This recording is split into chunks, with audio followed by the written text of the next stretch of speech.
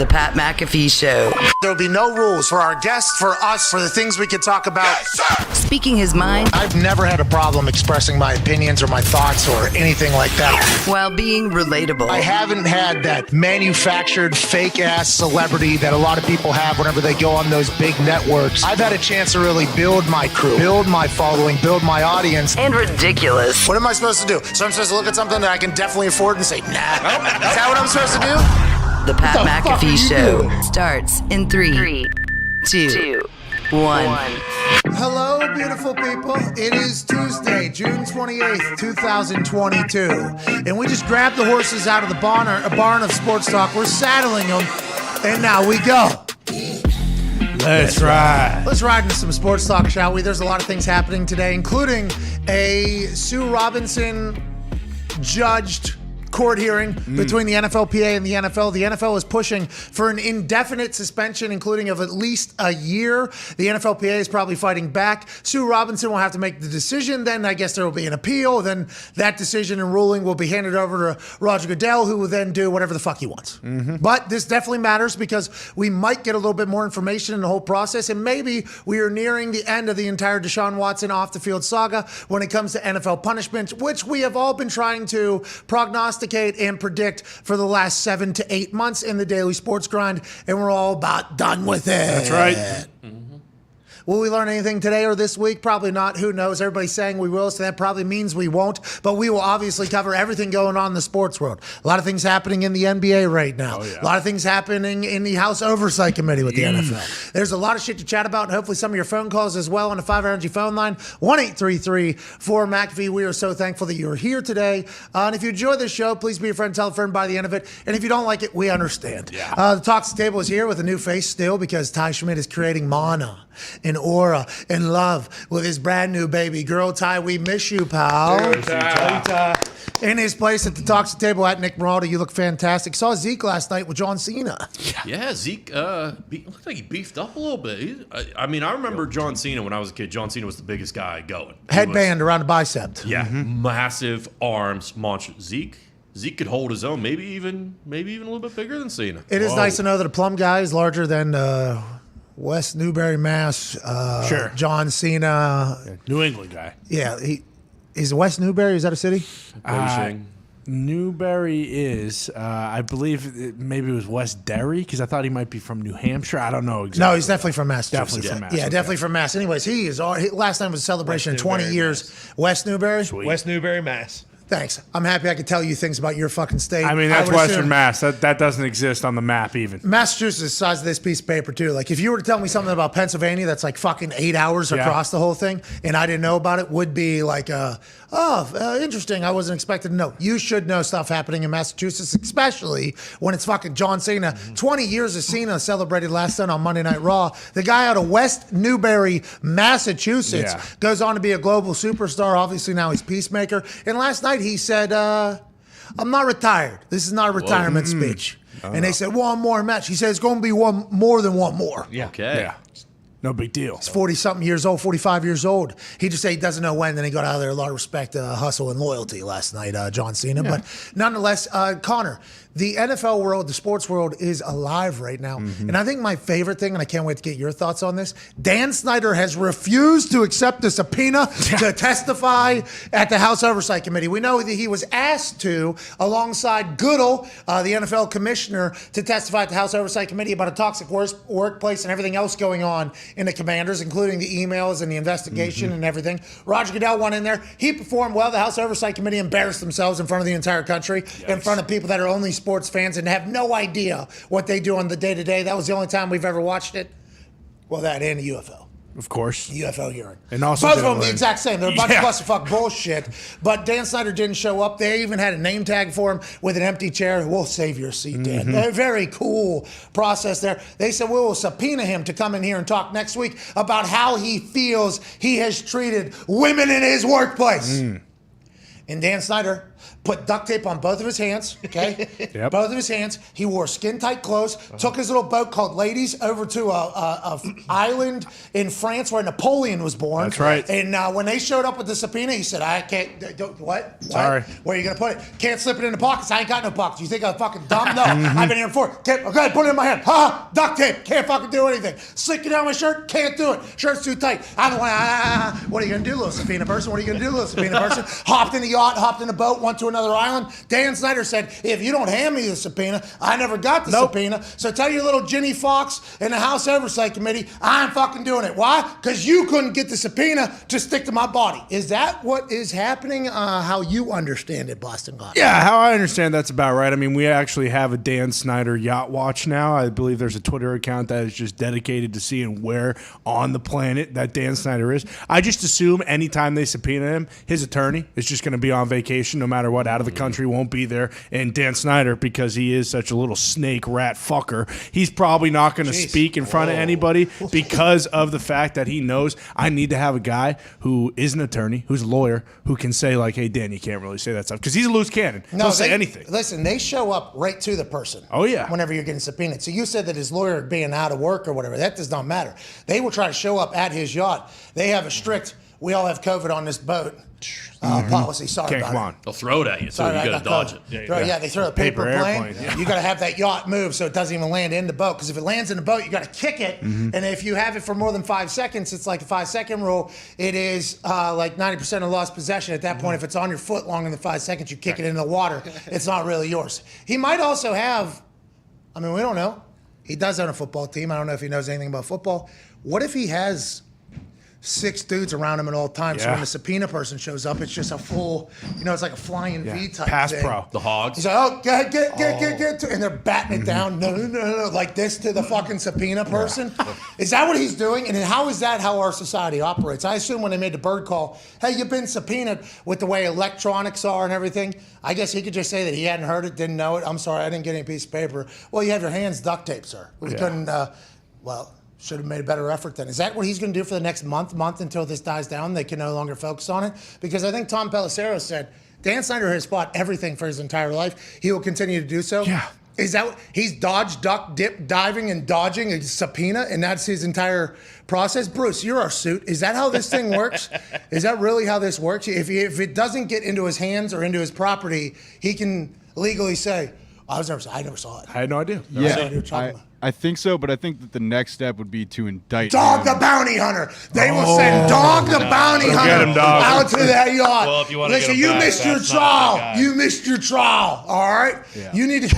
He's That'd lost be his sweet. fastball. I wouldn't send him. Just 'cause he- indict him, Careful, force Tony. him to comply with the subpoena. Well, hey, bro. If he's in France, you need to get the Night Fox and extradite his ass back here, okay? I don't know if the Night a Fox war. is going to be able to find somebody for the U.S. government better than Dog the bounty hunter. I think that's why they traded for Carl Wentz. He's up in the sniper tower taking anyone out that's coming for Dan Snyder. All with That'd be a tranquilizing gun. Oh, Yeah. Yeah, so or a he's, real one. he's got that thing that they shot that rhino up in that one movie or whatever, and Carson Wentz is just out there.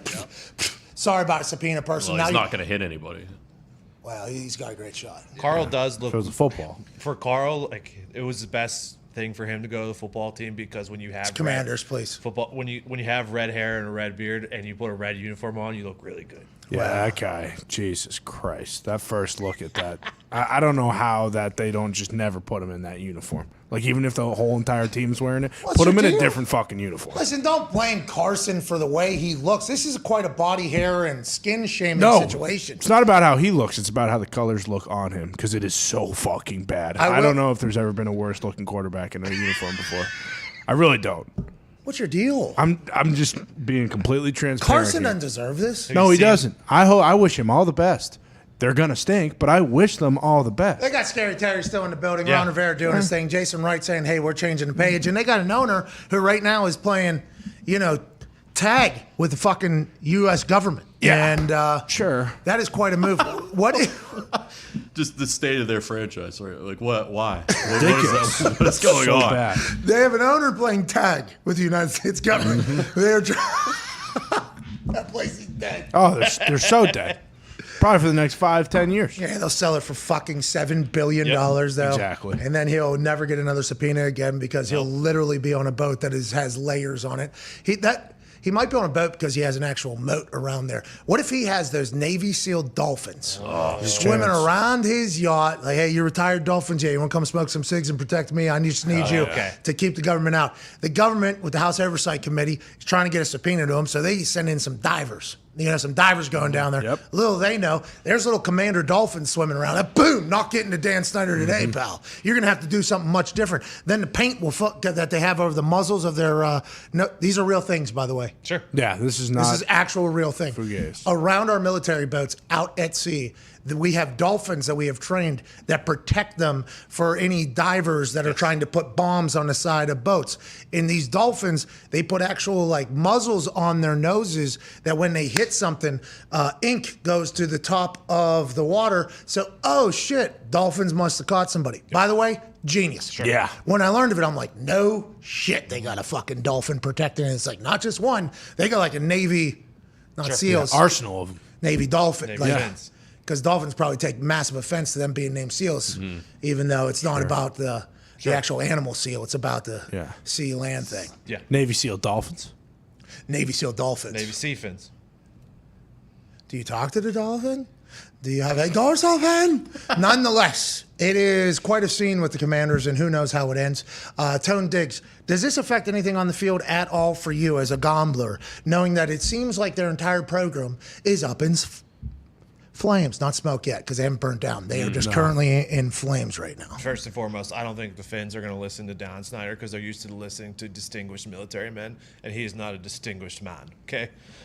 Secondly, he called him a rat snake fuck. Yeah. Just a little bit ago. That guy right there. Yeah, I did. He's a weasel. And then you took a shot directly. You body shamed Carson Wentz. No, I wasn't body shaming Wentz. I was body you shaming did. the colors on Wentz. I don't think Carson was like, hey, you know what? Send me to the burgundy team. I mean, what is this, a joke? Why are we putting this thing up here? That's exactly QB1. what you He's would a look rocket. Oh, my God. They even said QB1. This guy is a rocket. He looks pissed to have those colors on. I don't know what you guys are talking about. Listen, as somebody who runs a little red every once in a while, if a red team would have drafted me, that would have been a problem. Exactly. I would not have been. You think Carson's thrilled to be there? No, you don't need to throw it in his fucking face. Thrilled to be there. I mean, he's getting paid $35 million to miss the playoffs. You think he gives a shit what the hell they're going to do this year? That happened in a blue uniform. Yeah, You are exactly. really pissed. Good old line, too. he is super pissed that he was promised 2 parades this fucking decade, and Carson put a fucking wrench in that play. I haven't forgot about that. And I'm also pissed, last year we're talking about Rams and Stafford. Why aren't we talking about Matt Ryan and the Colts?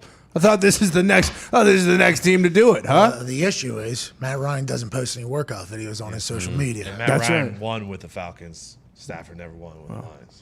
He didn't win the big one. Hey, I will say immediately upon Stafford getting traded to the Rams, I don't know how everybody else reacted. I was, they're going to be very good. Yeah, and here, MVP Super Bowl. They're going to be very good. That was the expectation. Because we had been forced to watch the Detroit Lions because Foxy is a part of this program. And we watched Detroit Lions just strictly so we can tell Foxy, your team fucking stinks, dude. Stink. Just do that. We have to. And what I learned from watching the Lions there when Stafford was quarterback is like, oh, so the quarterback's not the problem. Yeah, he can sling it. And Rodgers, you talked about Stafford a lot of the times. 9 up there in Detroit. Yeah. He does a lot of the throws that people are trying to do right now. Nonetheless, you don't think any of this affects the on-field stuff? And whether or not terrible person, Boston Connor, saying what he's saying about QB1, whether or not the owner's playing tag with the House Oversight Committee with subpoenas, wearing skin-tight clothes that don't have any pockets, or has duct tapes on his hands so that no subpoenas can actually be stuck in his shirt or in his hands. No, Dan doesn't affect my gambling because I know Jason Wright's in there, and Jason's doing a good job fucking changing that program around. That's right. I think on the field, though, it's not like they've had incredible quarterbacks the last few years, and they've been mediocre because their defense took 2 years ago really, really good defense. Last year took a step back maybe. Chase got hurt, right? Yeah, he got hurt. Towards ACL. So gambling wise, I still think they're going to be okay. It's not like I don't think they're going to blow doors off anybody, but I don't think Carson is a step back in the quarterback area. I don't think so either. And by the way, his good football is great football. Sure. It's just that other football that happens that you got to hope he eliminates. He wasn't able to do it here. Maybe you'll be able to do it there because he's putting an onus of an entire franchise on his back. Speaking of quarterbacks that are going to have to step up in a big way and put a franchise on their back. Joining us now is a man who has all the passing records at the college that he attended. The same college that had Dan fucking Marino and Tyler Palco. Whoa. He was drafted number 20 overall to the Pittsburgh Steelers. Hell yeah. He goes from one side of the building to the other side of the building as a University of Pittsburgh quarterback, was beloved by the whole city. Now, will he continue that folklore and that legacy build in the Steel City as the next Steelers quarterback? Ladies and gentlemen, the ever handsome Kenny Pickett. Yeah, Kenny! What's up, dude? What's going on, boys? Well, eat shit, Pitt. I have to say that. I have to, honestly. But you were fucking great to watch at the University of Pittsburgh. All my friends that went to Pitt, massive fan of yours. When you got drafted to the Steelers, everybody went bananas. Was that exactly how you felt? Were you pumped to stay in the city of Pittsburgh? Because I know that there's a lot of pressure that also comes alongside of that with tickets and family and friends and everything like that. Yeah, man, I was pumped. We didn't know where I was going to go. Really, it was like between 6 and 20 was the range. So there was a lot of movement in like that middle part of the first round. So we thought, that was maybe one of my spots. And then when I slipped to 20, kind of had a pretty good feeling that's where I was going to land. How did you enjoy the whole draft process? Because we, alongside everybody else, had to talk about every single part of your body. Literally every single part of your body was dissected. Your hand size. This guy's hand size too small. Yeah. His hair too long. This guy's got too much flow. He's got too much moxie. Did you hate? Did you try to keep that all out, or how much did you hear of the outside noise, Kenny? You'd be lying to yourself. You say like, when guys say, like, "Oh, I don't hear it." Like this day and age, like somehow you can put the TV on and you're just gonna see it pop across your screen by accident. So like, of course you hear things, but it was a unique process, man. I'm happy I only had to do it once. I can tell you that. So I found my new home, and I'm excited now to start my rookie year. What was it like going to dinner with Tomlin and Colbert? Did you do that? And how? Because they had dinner with everybody, and it looks like they're having a great time everywhere they go. And Tomlin loved the entire process. Colbert, by the way, said, "I'm gonna draft the next quarterback of this team, and then I'm gonna retire." So that's how he will forever go down, with you being his last quarterback selection. How was that with Tomlin and Colbert? And how much did you learn about them that maybe you didn't realize from being in the building with them for 5 years or whatever with the University of Pittsburgh? Right, man. I'll tell you what, I missed the dinner part of it. They must have skipped that out on me. They just had me walk next door. Shit! Sorry. They just had me pop over next door. I have to mess with Coach on that one, but it's great finally being on that side of the building, obviously, and getting to know them a lot better. I was only really able to watch them practice and kind of have, brushing shoulders when I was walking out to the practice field. That was kind of it. So now that I got a chance to be in the building and get to work with those guys a little bit, obviously it's a lot different. And you can see, why they have such a great, franchise there. Is it vastly different? Are you still eating with at the same, how much is there of a difference? Because I didn't go to Pitt. I've been in there because I got a chance to call one of your games on Thursday night, same exact night that the Steelers were playing, I believe, in Pittsburgh at the same time. Great schedule set up there. But I was in there, and I think I got to experience, I saw the Aaron Donald stuff. And is it very similar? Like same cafeteria, same equipment managed? No, I guess equipment rooms are different. They have to be. How much of a new life are you living right now? And is there any introductions to anybody behind the scenes at the UPMC building now that you've gone from college to the pro team? Yeah, there's a couple, obviously, coaching staffs, and then, but lunch-wise, we eat at the Steelers cafeteria when we're in Latrobe. So, like, for Pitt's camp, we're pretty much in there. So I know everybody on a first-name basis. They know what I eat pretty much religiously. Every time I go in there, they have it ready for me. So it's funny. So it's like, just my second home, really. A lot of our Pitt equipment guys, when they graduate from Pitt, they pop over and they work in the equipment room with the Steelers. So I have a couple guys that I know, in the equipment room. So it's pretty cool experience, having playing right next door. NIL is just the last year or so. It sounds like Pitt has been cheating for a while, for a long time. Just a good program. No, it sounds like an NFL team has been benefiting. No, it's just an internship program. No, it sounds like an NFL team has been paying a college. No. Wow. In-house. Fucking take them out. Take their pitch away. Take them out. You were obviously a fan favorite of Pittsburgh.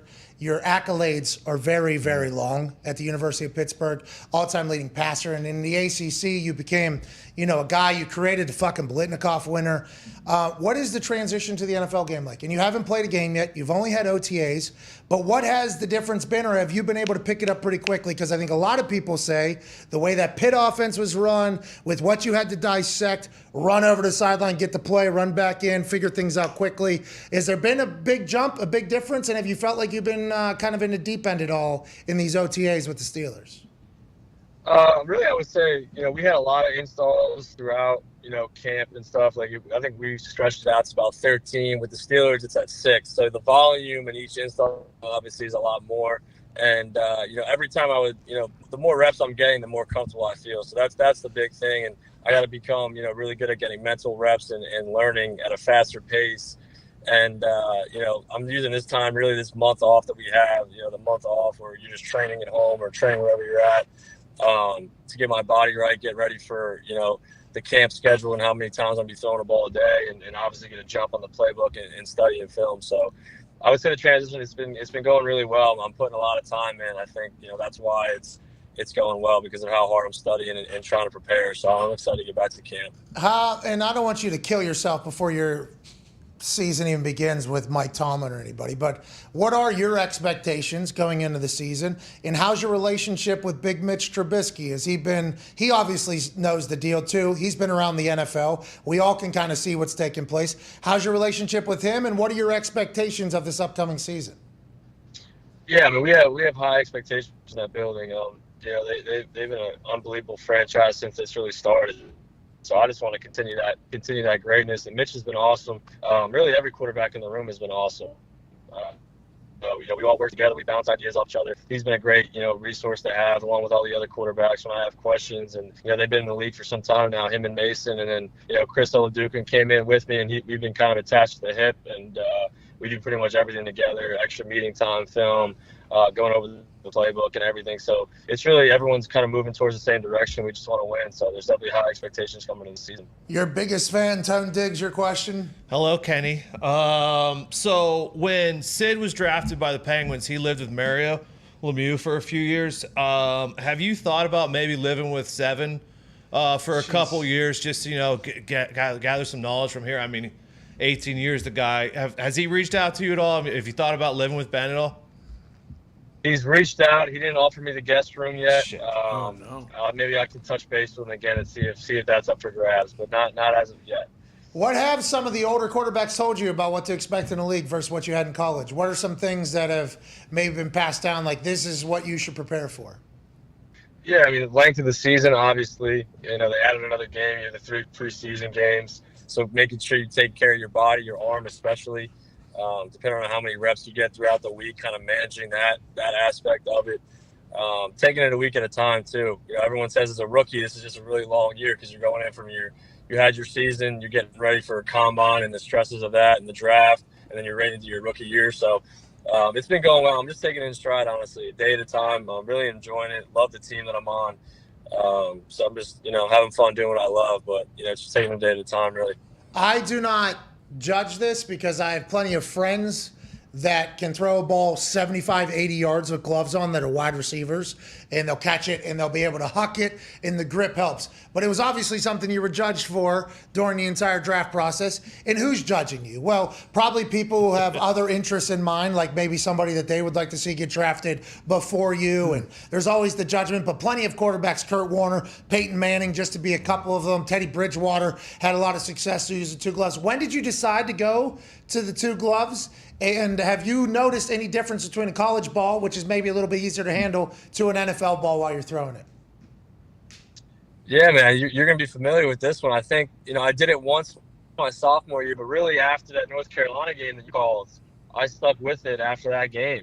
So you could take some pride in that. I mean, Here we go. After that game, I kind of stuck with it. Coach Whipple's like, it doesn't have to be cold to rock the gloves. So I wore them since then on out. So, it worked out well that game. It just kind of felt more comfortable, stuck with it. I mean, I feel great throwing the ball in the NFL too. So it's just kind of something that I enjoy, and I just feel, more comfortable with it. So I can't throw a college ball pretty anymore because I'm an NFL ball thrower. Like, that's a legit thing. Like, I can't. It's hard for me with the way I handle it and the way I throw. Like, the Duke is the best ball on earth. I mean, an NFL ball is the best ball on earth. It is amazing. I can't throw a college ball anymore. Did you have that type of issue when you were transitioning to the NFL ball, or was it like a fish to water almost with your entire throwing motion? Yeah, well, the year prior in the off season, I kind of threw in an NFL ball in my training a little bit. just kind of to have a feel for it and see how I liked it. And I kind of was using both back and forth, and I felt good using both. So when I got to training this year, there wasn't that. I know a lot of guys have said that there was a little bit of a period where, the ball wasn't coming out as clean as they'd like it, and they kind of had to get used to it. But I think, thinking to last year of going back to it and mixing it in my workouts, it actually worked out pretty well for me. You played baseball growing up? I did. Were you a pitcher pretty good or no? Outfield.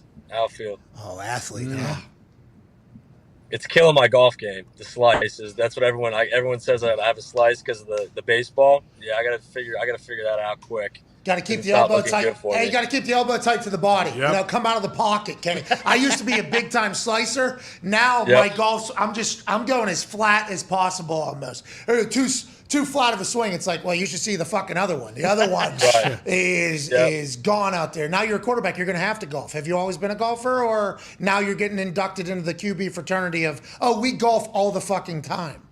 Yeah, I get invited a lot. I love playing scrambles. Like we played a scramble last week, and I go last off the drive because if they hit a good one, I don't even go. I just pick the ball up. I'm like, let's save the ball, and I'll just drop with you guys because I can't. I play in the other fairway pretty much every time. So everyone's starting to invite me out to golf, and I got to figure it out. Like Dan Marino invited me to go down. I'm trying to get the game right. Lively round. Before I head down. Jesus. I mean, Pickett, you're a fucking first rounder, a quarterback for the Steelers. Get some service. I mean, this is, you know what I mean? This is unbelievable. Come on. You cut out in the middle there. We'll call you back. Let us call you back in like 2 seconds here. Dan Marino was calling him out there, by the way, to alpha him because he took all Dan Marino's. For sure. Yeah, he's probably pissed. He's asked around, how's Kenny's game? Oh, he hits it a long way, but he has no idea where it's going. Hey, Ken, I was wondering. Come on now. I was wondering you want to come golf tournament around all these big sponsors and business people around Pittsburgh. Didn't know. Hey, welcome back, ladies and gentlemen. Kenny Pickett. We got a better connection. That's on our side, not on your side. Hey, Dan Marino invited you there to alpha you because you took all his records at Pitt, and he heard you weren't that good of a player. He's like, hey, why don't you come on fucking out here and golf with the boys? How has Dan Marino always been in contact with you because of the University of Pittsburgh connection? And obviously he's big time Pittsburgh guy, fucking loves the city and everything like that. Yeah. Once in a while, he'll reach out, and I was with him actually for the ACC championship game the night before. He was getting honored, and I had the ACC Player of the Year honor. We kind of sat with each other for that event. It was awesome. My family got to meet him. My fiance got to meet him, so it was great. Congrats on the fiance. Here we go. Yeah. Hey, forever's a long time. It's worth it. It's worth it, though. It's 100% worth it. Forever's a long time. It's worth it. I've enjoyed the hell out of being married. I assume some of your teammates will tell you opposite because I heard that sometimes in the locker room. And I'm like, well, it sounds like you're not in a great marriage. Okay. Let's hope that mine is not that way. So remember, there is some fantastic marriages out there, even if you're told opposite from maybe some other people. Do you think your athleticism doesn't get talked about enough, especially because your athleticism changed the fucking rule in college football? And do you think that is something that maybe people will be surprised in the NFL because it wasn't really chatted about in the draft process? That fake slide thing changed the game completely, not just the game you were in, but I mean, people were pissed, Kenny. Hey, there's defenders, like NFL guys, who were like, what are we supposed to do? Fucking take his head off? Like, everybody was mad. Everybody was mad about it. But I think what isn't chatted about is how athletic a move like that actually takes. I would have blown both of my knees out doing a little slow thing like that. Do you feel comfortable and confident with the speed in the NFL? And do you think you'll be on the move at all, or are you throwing the rock all the time? Yeah, man, I think it's definitely an aspect of my game I'm excited to show, and I think the game's kind of changed. And you look around the league, a lot of guys are athletic and they extend plays, and that's how a lot of big plays happen. So that was something that Coach Whipple kind of, really helped my game to keep my eyes down the field and finding receivers and making big time plays. So that's something I think I'll definitely use in Coach Canada's offense, and he naturally kind of integrates it with how he moves the pocket and does a lot of great things. So I'm excited to kind of show that this camp. Yeah, you were just the white guy with small hands during the entire negotiation, your entire draft process. And then you see some videos, it's like, hey, the fucking guy can move a little bit. Yeah, he can move. You can extend a play if you had to. Like, I don't know why that wasn't chatted about. It's strictly because they wanted other people drafted. Another stupid Yenzer. Nick, go ahead, pal. Ken, you're obviously putting in the work with the guys, getting ready for the season and everything. But if you had a chance, as Pat always says, a team comes together better over a keg or around a keg than kale. So have you had a chance to kind of go out with any of the guys and get a beer and kind of bond a little bit, or has it all been strictly business so far? No, we had a chance, actually. We went to Kenny Chesney, so I'm sure you guys are familiar with how that goes in Pittsburgh. That was an unbelievable time. Really, really enjoyed that. Had a little suite, had a bunch of guys up there. We were tailgating and everything. So that was some good camaraderie. We had to call the night a little early. It was getting a little out of hand, but it was definitely something that we're all gonna, that's a good memory to have going into our first season. With some rookies, had some veteran guys there. It was awesome. When the sun goes down. We got to get out of here because everybody's too fucked up. Do we have a back door out of this whole thing? Leadership, big deal. Pittsburgh Steelers are like a college, not just because they share a building with the University of Pittsburgh, but because veterans and alumni seem like are more welcome back than anywhere else. I might be mistaken, but it feels like the OGs are around a lot. Have any of the older Steelers players reached out or talked to you or met with you, or are you planning on that happening probably during training camp? And what are your thoughts on the Steelers organization now that you're inside of it a little bit more? Yeah, man, it's definitely, you can see why they've had success over the years. Just really, it starts from the top down with, Kevin and Coach Tomlin and how they run the building, and it trickles down from there. But, I'm next to Cam Hayward and Connor Hayward, his younger brother's next to him. So we're kind of in that little corner. Talked to Ryan Shazier. Cam Sutton's been awesome.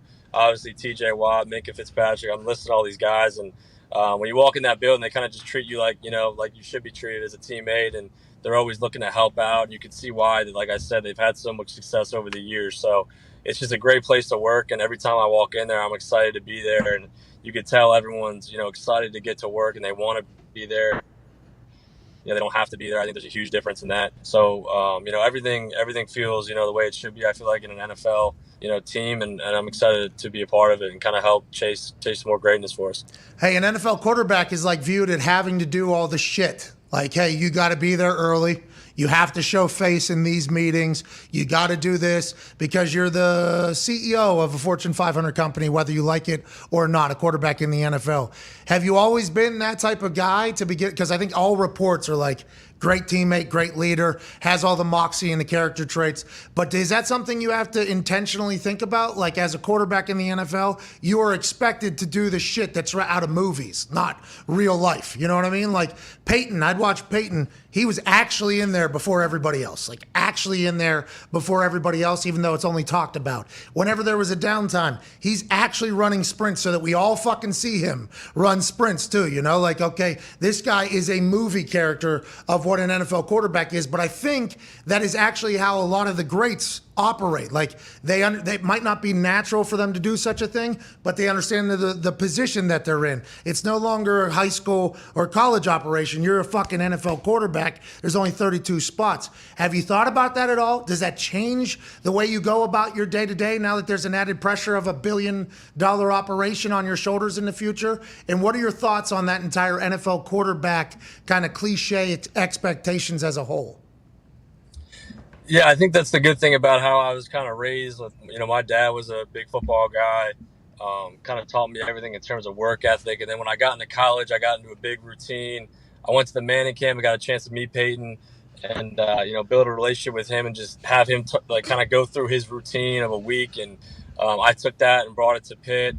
And I kind of built into now it's just kind of a lifestyle and what I like to do and how I like to go about my day is getting that routine. And once you become comfortable with it, it's just like you don't think about those things. You're just doing it because, you're chasing, you want to be the best and you have this routine that you feel comfortable with. It works. You did your research on it. So I'm a big research guy. I kind of like to ask a lot of questions and it works for me, but it's definitely something you have to do. I mean, I want to be the best and perform at the highest level I can. So I'm putting in all the work I possibly can be to be as prepared to go into the season and compete. Well, still be a human, though, like still be a human. And I think that is, right. Some people can't do it. Some people, like, I think that's why, and I'm only talking about Peyton strictly because I had to watch it and got to watch it. We were able to have beers together. And then, like, the next morning, that son of a bitch is he's there earlier than everybody else doing everything. And it's like, oh, this is why he's Peyton Manning. And I don't know if Peyton loved doing that or if Peyton, same thing as you, it just became a lifestyle whenever he saw his dad and when he saw his family. It's like, hey, this is just how it goes when you're a quarterback. It's different than everything else. And I think watching you experience that is going to be fantastic over the next couple of years. Tomlin and you, how's the relationship? Good dap-ups, I assume. I heard he's a great shit talker. I assume you are as well. How's your relationship with Coach T? He's great, man. He's everything you could expect. He coaches you hard. Same with Coach Canada. He actually recruited me to Pitt, and I never got a chance to play for him. Now I can, finally get that opportunity to play for him. But it's been great. Yeah, like you said, he is a great shit talker. We go back and forth. He asks us if we're ever going to throw the ball down the field.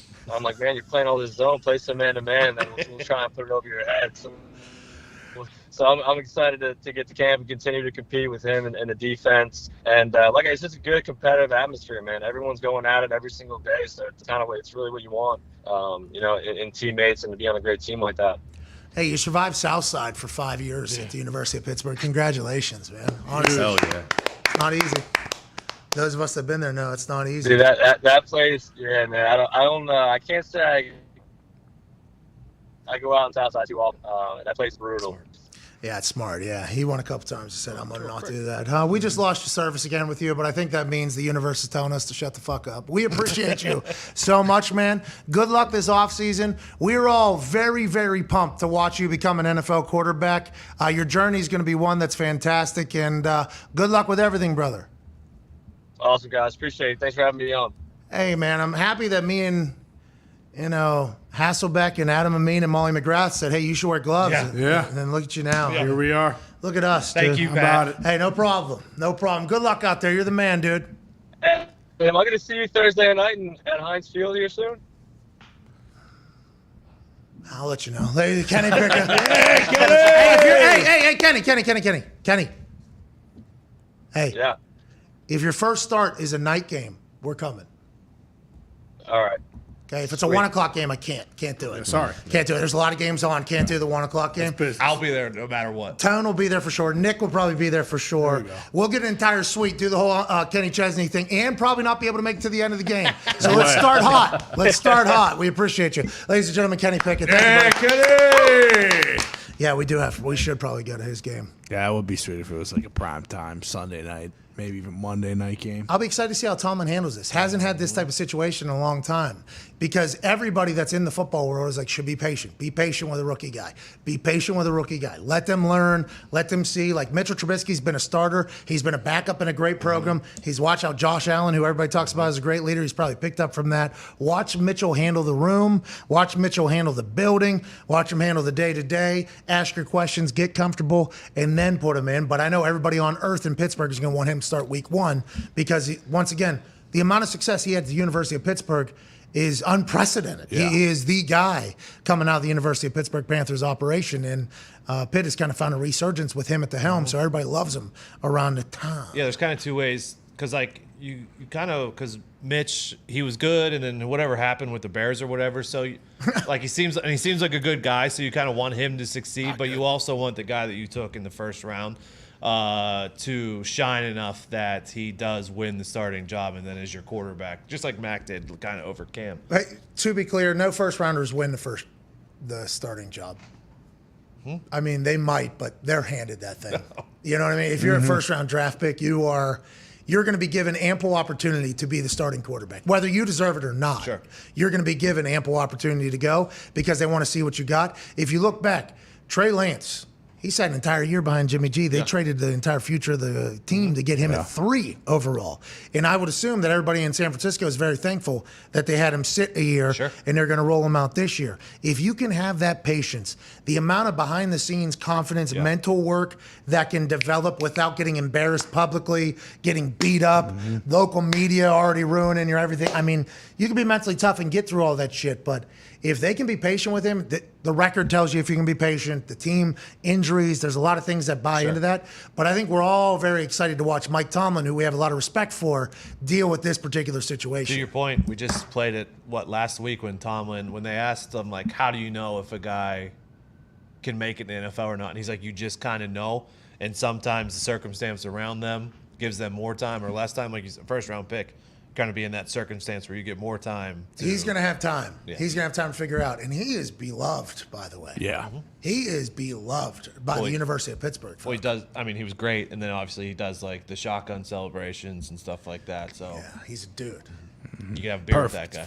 I don't want to sound like I was telling him how he should act as a quarterback in the NFL because I'm not. But when I was starting to ask that question in my head, I'm like, yeah, like if you want to be a fucking guy, like here's what you have to do. You have to be out of a movie almost because your teammates are watching, your coaches are watching, the media's watching. And if you fuck anything up and you don't do all that stuff, they're immediately going to attack. Boom. This guy is not the first person in the building, doesn't want to watch film more than anybody else. Boom. This guy doesn't get extra work in after practice. Boom. This guy doesn't like, that's the type of thing where you have to be out of a movie almost if you're starting quarterback in the NFL on the day-to-day during the regular season. I'm pumped to watch Kenny become a pro, like a fucking good pro, because I think he's going to be. He's got great moxie. He can sling. He's got great accuracy. I'd assume he knows the game at a pretty high level with the way Whipple's offense was, which was, I don't want to say an NFL-style offense. It was more like West Coast old school kind of Sling it offense where he had to read some shit, but college defenses are a joke compared to NFL defenses. I think he's going to have success. And you know what? Trubisky might be the perfect guy to sit behind because Trubisky has a little bit of that athleticism too.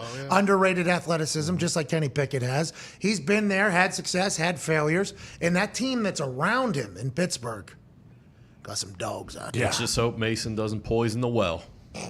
He said all the guys are cool. That's right. Mason was For at now. Kenny. Yeah, Mason was at Kenny They're having a cool couple beers. Not a chance. Yeah, they're There's a having beers. photo of Kenny and Mason together. With Kenny. Yeah. They weren't together. With No, Kenny. Kenny Chesney, not Kenny Pickett. They were next to each No, other. I thought I saw Kenny Pickett, Kenny Chesney, and Mason Rudolph. No. Kenny and all the guys were up in the suite having a good time. Mason had his own little VIP section with Kenny Chesney, and he was off by himself. Did I ever tell you about Ryan Kelly attacking me at that Eagles concert? Oh, yeah. Why are you down there? Well, my wife and I are front row. Thank you very much. Front row. Joe Walsh is literally the only person we can see because we're too fucking close. You can't actually see the entire concert that close. You pay the most amount of money. Neck's broke. But I did have an isolated shot on Joe Walsh. My eyes on him 10 yards away. He said, you kind of look like an asshole down there. I'm like, well, maybe, yeah. Wait a but second. how the fuck did I know you were going to be up in the suite? So you want to come up now? I'm like, we got front row. Sorry. Right. Joe Walsh. Yeah. But that is real. The boys aspect is how guys start playing like for each other as opposed to just next to each other. And that is something that has to happen outside of the building, outside of practice, normally involves some sort of courage liquid that people get a little bit more open, a little bit more loose. You start to see people as who they, are away from the field a little bit. Not saying everybody's got to get all boozed up, but a couple drinks every once in a while, maybe some vitamins. Now's not the time for that. Well, it could be if you already got tested. But that, I think, is massive to team building, especially if you're a new quarterback in town, which both Mitch and Kenny Pickett are. Yeah. So I would assume the Steelers are doing it all right over there. Yeah, and Tomlin's actually never had to do this, right? Because Big Ben was there from How did Bill jump. do? Cam started? Since Cam had the year before, where he was the starter the entire year, we went 7-9.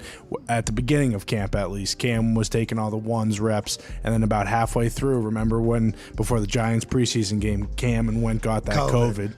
And then Max started taking the first team reps, and then I he think took a over week the whole later, building. Yeah, then a week later, And Coach T hates rookies. Well, he's a football guy. Naturally, I think you'll hear a lot of us. It's the reason why I'm hey, give me a free agent who's already made it, as opposed to some fuck that's getting drafted. That's kind of how everybody feels that's been around the NFL long enough, and you see these rookies who were unbelievable in college. Hey, game changer, dynamic. It's like, well, you're walking into a room full of dynamic players at all the colleges they went to for the last 15 years beforehand. It's a different game. It's insane. The athlete in the greatness that is in the NFL. I'm excited to watch Kenny Pickett become one. Well, and to your point about he doesn't have to win the starting job. If they're even, Mitch and Kenny, you put Kenny in because the reps are the only way you're going to find out. So I think at that point, depending upon what your record is, I think you let Mitch go. And then whenever the time is right, maybe a weaker opponent or a defense that you think is good, let's get this guy in here so we can get him rolling. Start off hot. But who knows how Tomlin will handle it. Yeah. Nobody. Everybody in the NFL, all coaches, I won't say all head coaches, because most head coaches have a God complex and they probably think they're the fucking shit as opposed to everybody else. A lot of assistant coaches are watching to see what Tomlin does with this entire situation, to see how they maybe handle it in the future. We'll be back in about 4 minutes with some phone calls on the 5 Energy phone line. 1-833-4-McAfee. Can't wait to chat with you. Has Dan Snyder been subpoenaed yet? Trick question. Dan Snyder's never subpoenaed. Back and forth. Cheers.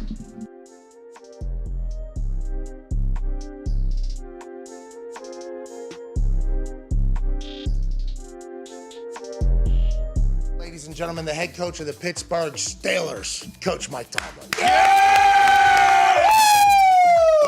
Oh, man, Pat, it's an honor to be on with you, man. Thanks for having me. You're a legend. Thank you for putting me through my workout and having the scouts actually come watch me kick at West Virginia. I don't think I've ever fully thanked you for that moment, Coach. No, man, I've drank the McAfee Kool-Aid for a long time. Let's get right into it. The locker room culture changed completely when I was in the league, from when I was a rookie to when I was done, and I retired after the 2016 season. Now it's even more different, I would assume, from when you came into Pittsburgh and everything like that. The dancing on the logo, the TikTok, everything like that you guys have had to experience. What is your messaging in there? How do you adapt and let players be themselves without, doing too much? Because that is a fine balance that you've been able to do, I think, in an incredible job with throughout your entire time in Pittsburgh. I think for me, more than anything, I try to stay connected. Just getting a sense of where these guys are coming from, what's in vogue for their generation, what captures their attention, how do they learn, how do they communicate, how do they interact with each other formally and informally. And I think being a parent kind of helps me. My boys are 19 and 20, so it's not much difference between them and some of the younger guys that I deal with here. And so for me, it's just about gaining an understanding, working to stay connected. That's my general attitude, man. It's adapt or die for me. And I don't want to be one of them old crusty guys, man, that just refuses to adapt. Although I am one of those old crusty guys now. Yeah, you are old as shit now. You know what I mean? You've been around a long time. I remember back in the day, whenever you showed up, there was a lot more, to the camera. There was a lot more. Yeah, there was a lot of that. Now you're just old ass man now, huh? You know how it is. Years in this business will scar you, man. It'll settle you down. That is classic. One of my favorite moments with you is when you would tell me every warm-up, I'm going to get you back to Pittsburgh when you're old and cheap. What does that mean? What did that mean? And should that have been taken as a smack in the mouth, like whenever you said that to me? No, man, it was a tip of the cap, man. There's certain guys around this league that I'm really interested in, but I know I cannot afford. And you were one of them, so I was going to wait for you to physically deteriorate a little bit until you came back into my wheelhouse. Yinzers are going to go bananas in Heinz Field this weekend. First time it could be filled up in a long time. I can't wait to see it, and I can't wait to... Oh, mama, I'm in here. Oh, my life,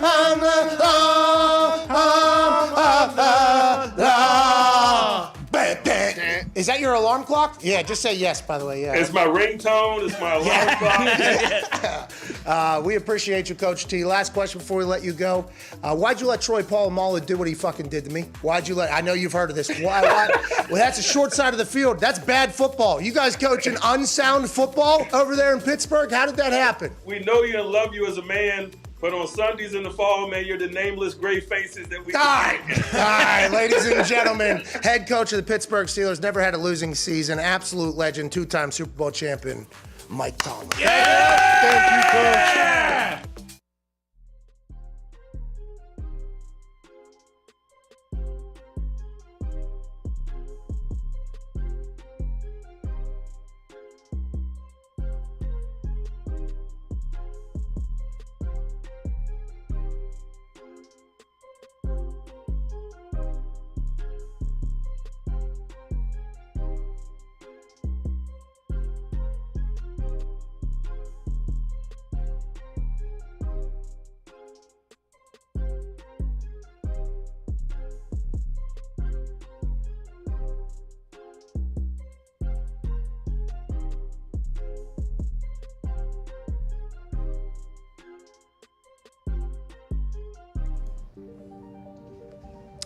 We miss you, Gump.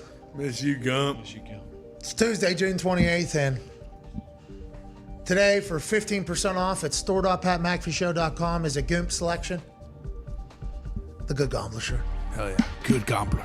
Because around here, after listening to Hammer Down, we're a bunch of good gobblers. Who has 2 thumbs and is a good gambler? Person that goes store.patmcafeeshow.com buys this shirt right now for 15% off. Hell yeah. Good gamblers. Good gamblers. Good gamblers. Champion gamblers. Hammer down boys. Good gamblers. Listen, when you gamble in life, you have to be a champion of gambling. Boom. And that's what the good gamblers are. Champion of gambling. Shout out to Gum. We miss you, bro. Miss you, Goop. Some news out of Oklahoma, allegedly. Blogger or reporter or journalist, Boomer Sooner, spoke to Baker Mayfield. I asked Baker Mayfield if there was any chance for a reconciliation with the Browns if they were without their quarterback this season, which is what the NFL is allegedly pushing for this morning in the Sue Robinson courtroom, NFL versus NFLPA, representing Deshaun Watson, NFL pushing for an indefinite suspension of at least a year, depending upon what's coming back. NFLPA fighting against that, obviously, with a guy named Jeff Kessler or something like that. Of course. Who started free agency as a whole, a lawyer who knows the ins and outs of arbitration. Who knows what's that's going to go on. And Kerry Murdoch of the Murdoch family. Uh-oh. Well, I think that's actually with an H, just with a K. Murdoch. At Kerry A. Murdoch. He said that the Browns would have to reach out to him to start the process. Mayfield said he has moved on. Now, this tweet from Kerry Murdoch, who works in Oklahoma for the Sooners, covering the Sooners at some point, was quote tweeted by both Ian Rappaport, who gave a eyebrow raising. Yeah, is that right? Kerry Murdoch praising. What?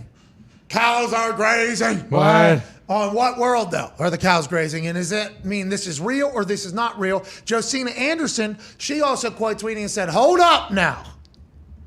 This is not according to my understanding of how things went down. Still unreported prior to mandatory camp. There will always be 2 sides of a story, but still. So maybe the Browns don't view it this way. Maybe they view they have reached out to him. He has not answered. He is now saying, allegedly through Kerry Murdoch, we don't know if this is real or not. We just heard of Kerry Murdoch. Hey, Kerry, boomer, pal. Heard you're doing a great job over there. We just don't happen to know of you just yet. But it feels like other people who have heard of him, like Rappaport and Josina, say, hey, this is deserved credibility of at least being read, even though it might not be what we have heard in the past. So Baker's saying they haven't even reached out to start the process and maybe getting me back for a quarterback who they paid $230 million guaranteed suspended for an entire year. And I asked for a trade. They said, fuck off. Then they called, tried to Rick. I didn't answer at that moment. I was down at Camp Mayfield at the lake. What do you want from me? I had nothing to do. So it sounds like, although people say, that Baker's ready to move on, bygones are going to be bygones. He said they would have to reach out to start that entire process. So if they reach out to start that entire process and, Baker and them are able to come to an agreement, hey, you're going to play for a year. It's good for you to play for a year. It's good for us to play for a year. Sure. We don't know what your other options are at the moment. You can play for us for this season as a starter with the team that you already know. We're going to have to do some work to build up a little bit of relationships within the locker room again, whatever the case is. But that sounds like this is mendable, even though what's coming out of the mouth is they're both ready to move on. That statement of they would have to reach out to start that process makes me think like, so maybe there is a little glimmer of hope in this relationship. And is that what anybody wants at this point? Other than the Browns fans who might be without their quarterback and maybe having Jacoby Brissett be their starter for the next year. You would think it would be if Sean gets suspended for a year, it would be in the Browns' best interest to have Baker Mayfield be that quarterback for the year. Now, I say some things about Baker, but I do think he is one of the 32 best quarterbacks in the NFL. Top 32. Top 32 for sure, probably top 20. Okay? Whoa. That's interesting. Okay. I think he's better You than... don't think he's top 20? No, I just... You're saying him calling him top 20? Yeah. Yeah, because of all the terrible things he said. Got it. Like, I would never call Carl a top 20 quarterback. Because of what you said earlier. What I say about Carl. What if he dyed his beard?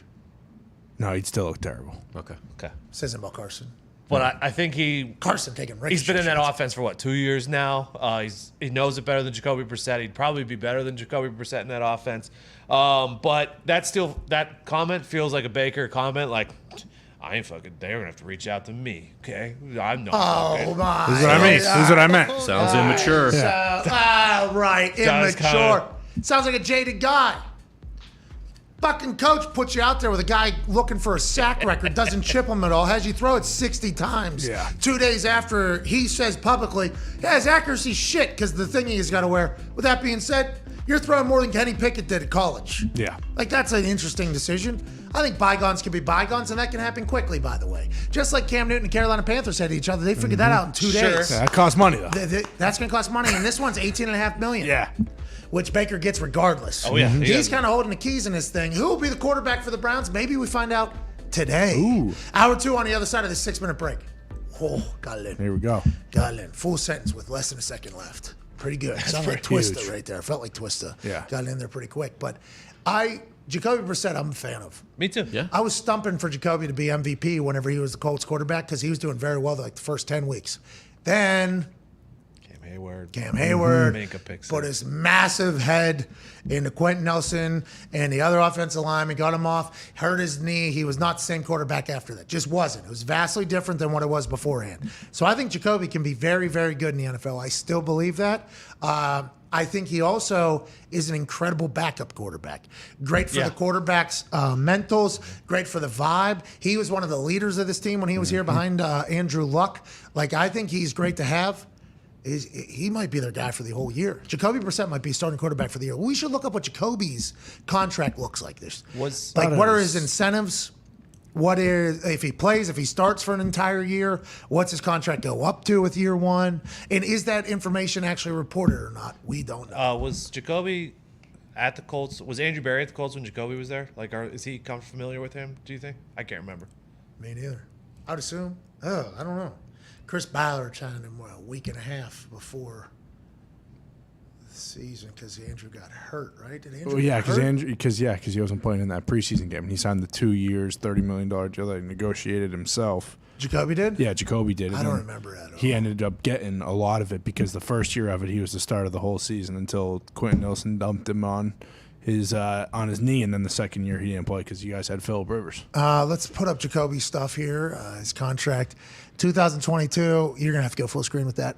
2022, the Cleveland Browns salary $1.5 million, signing bonus $3 million, workout $150, cap hit, dead cap, yearly cash. So I'm maybe looking not. for incentives. I wonder if there's any incentive. He's a free agent after this year, Yeah, if you can move Baker. That's think why you I move don't Baker. like. but I don't think they can.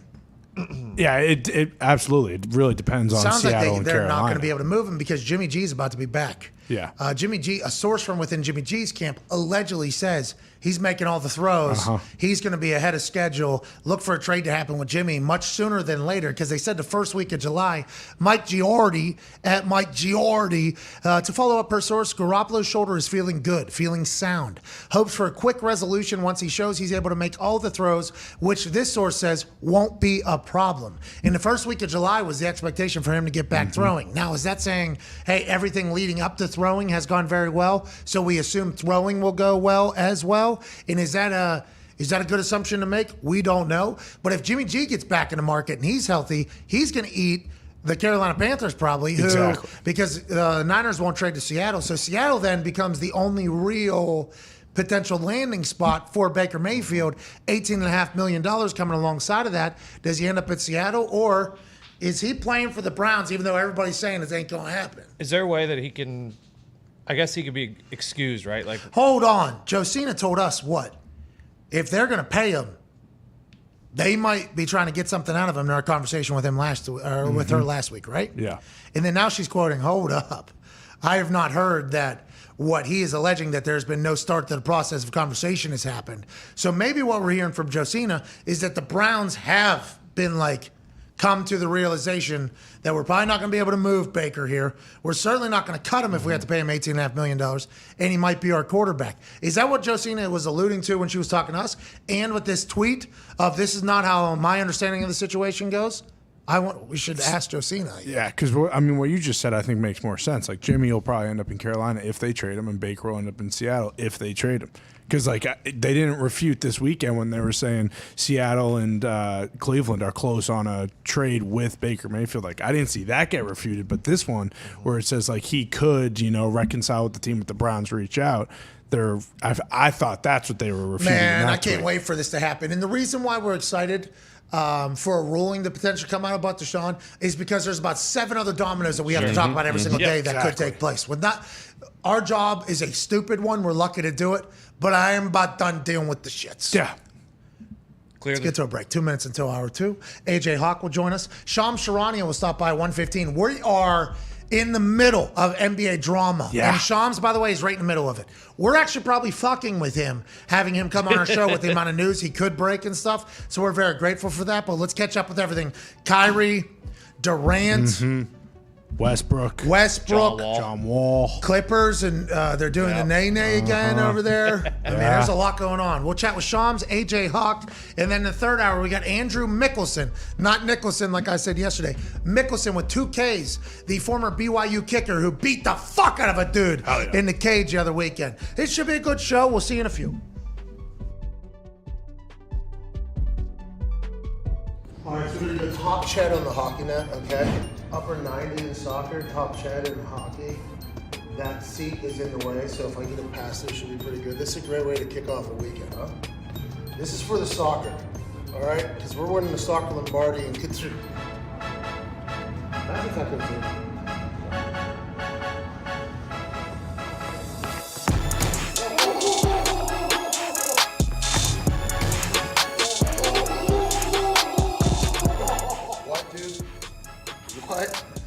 Have a great weekend. The Pat McAfee Show. There'll be no rules for our guests, for us, for the things we could talk about. Speaking his mind I've never had a problem expressing my opinions or my thoughts or anything like that. while being relatable. I haven't had that manufactured fake-ass celebrity that a lot of people have whenever they go on those big networks. I've had a chance to really build my crew, build my following, build my audience. And ridiculous. What am I supposed to do? So I'm supposed to look at something that I can definitely afford and say, nah. Is that what I'm supposed to do? The Pat What the fuck are McAfee you Show doing? starts in 3, 2, 1. Welcome back to that show. We have gathered the horses from the barn. We've had them leave the barn. We have saddled them. And now hour 2 of sports talk begins. That's right. Welcome back to that show. It is terrible. Sports are in an interesting spot right now. I guess tennis is taking place. Wimbledon's going on, yeah. Wimbledon's going on. Everybody cares about that for sure. We'll chat with Bruce about what's going on over there at some point. Also, Bruce has a correction he would like to make after correcting me yesterday on an open microphone on a show with my name on it. Go ahead, Bruce Brown. It's fucking bullshit, mate. Yeah, what's that? Tommy Fury's got nothing to do with this. No, He's not letting him please into the go country. on now, because remember, I stated something. Well, Tommy Fury probably won't be able to get into America either if Tyson and his dad are both being withdrawn access to America. We'd assume another family member, brother who's in the same sport, would also not be able to get in there. Bruce said, no, you have no idea. I read the Reddit. I read the entire thing. Tommy's just fine. Turns out Tommy can't get into America either, which would make sense because the entire Fury family is currently being investigated for being hung up with a mob boss who's currently in Dubai. I didn't realize the level of Irish discrimination going on in this country. Thank you. That's on me. I should have realized that they would have banned Tommy Fury as well. Well, all good. You are the person that we look for these types of information. So things are going to happen as we move forward. Can you move your face one side or the other from that pole, though, so everybody can get a good look at that thing? Zoom in on that, Foxy, will you please? Yeah. Look at, he's wearing a fire department hat right now with that mustache. I don't know if it's stolen valor or not, but Firefighter Week was here a couple weeks ago, and you would have been getting free drinks everywhere. Good boy, Bruce. You look fucking awesome, Bruce. I want to let you know that. You're doing a great job, too, pal. It's not an easy job, what you have to do. You're in place of Nick, who is in place of Ty. Ty, congrats on the baby. We miss you, pal. Gumpy, we miss you as well. At Boston Connors here. One half of the Hammer. Dahn. Cowboys Tone Diggs is here. The Tommy Fury thing felt like that was easy to piece together. Yeah, how did Tommy Fury not know that he wasn't able to come in? Is that not something they send you? Or has he got the duct tape on his hands like Snyder with the subpoena? Yeah, I thought that he would have been with Tyson and his dad when he was What's going Tyson's over. dad name, by the way? John? King or something? Well, Gypsy King is Tyson, so this would be the King's father. John Fury. Good stab. John There you Fury. go, John Fury. John. Okay, so I had it. He's a great speaker, by the way. Yeah. He's been banned from America for a long time, I guess. Tyson now recently banned from America for doing business with said Irish mobster who's currently tied up in Dubai, I believe. Yep. He's being investigated by everybody for some sort of RICO shit going on. Now Tommy Fury has been added to that list. And did Tommy Fury not know he was on that list? Did they know he was on that list and this was just an excuse to get out of fighting Jake Paul? No, again? I assume that not again. they didn't know about Tommy Fury until we brought up his name yesterday on the show. The feds? Yeah. Who the Fuck. Maybe they're putting the squeeze on him. Hey, you got your little fight. You want to come in here and make a bunch of money? give us the info we need. What if they would have had him fly over and then trapped him in customs, which does happen and is a nightmare. Happy they didn't. I don't know when Tommy Fury found out he was on a no-fly list to America. It is insane what's going on in the world. Joining us now is a man who is an anomaly in this world. That's right. He's a college football national champion, a Super Bowl champion, a Ryder Cup champion, a COVID survivor, a private plane survivor, currently fathering 15 children. Jesus. AJ Hawk. Yeah! AJ, how you doing? Hey guys, how was Kenny Pickett? You guys feel good about the Steelers' future? I didn't get to see it. That's a great question for Tone Diggs. Tone, how do you feel after the conversation with Kenny? You have to love that guy, right? I do love that guy. I feel great about Kenny Pickett. Nice. What do you Okay, say? I was really asked. I think Tone thinks I'm like I do didn't think- get to see it. I assumed he was awesome. How was it? Well, Tone was kind of like, hey, AJ's normally super defensive about everything we ask him. Yeah. So I'll just cosplay AJ Hawk when you ask me a question. Is that why you got so defensive there? It felt. Don't make that face. Reverse psychology. So what happened? You thought AJ was making fun of Kenny Pickett? Yeah. You didn't like Kenny Pickett's appearance on here, AJ? I honestly did not see Kenny Pickett's appearance. I was asking a question. How How'd you know was he it? was He was on? great. How'd you know if he was Take on 30 there? minutes to answer one question. Everybody fucking knew he's on. We were marketing it yesterday. Literally, we were saying, hey, be you a told friend. me. Yeah, but you tell him stuff, and then 5 minutes later, he has stuff that he said not to say. Yeah, you're right. You're 100% What? right.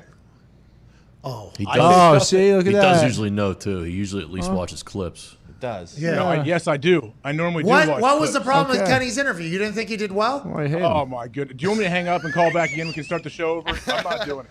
I did not see Kenny Pickett. I'm genuinely asking, how was it? I thought he was awesome. But listen, I don't think that you were ignorant to the entire thing and trying to make Tone Diggs or Nick feel terrible about the convo we just had. His internet was horrendous, though. So, his connection was bad. So, is that why you brought it up? You felt like a good connection? Maybe he'll be a Super Bowl champion as well. yeah. Just like A.J. Hawk. That'd be awesome. Yeah, I mean, we only have our sample size is small, but the focus group that we have studied, great. if you come on this show and regularly have a terrible connection, you're going to be a Super Bowl champion. Yeah. Congrats to Kenny Pickett. Nice and the job. Pittsburgh Steelers.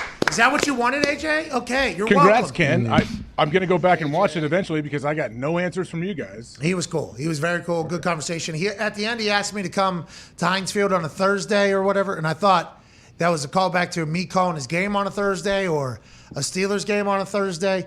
I guess he's talking about the backyard brawl, which is happening again, and I definitely knew that. Hell yeah. I certainly knew that. Speaking of Ireland, I think you'll be in Ireland. I'll be in Ireland? I don't know, maybe.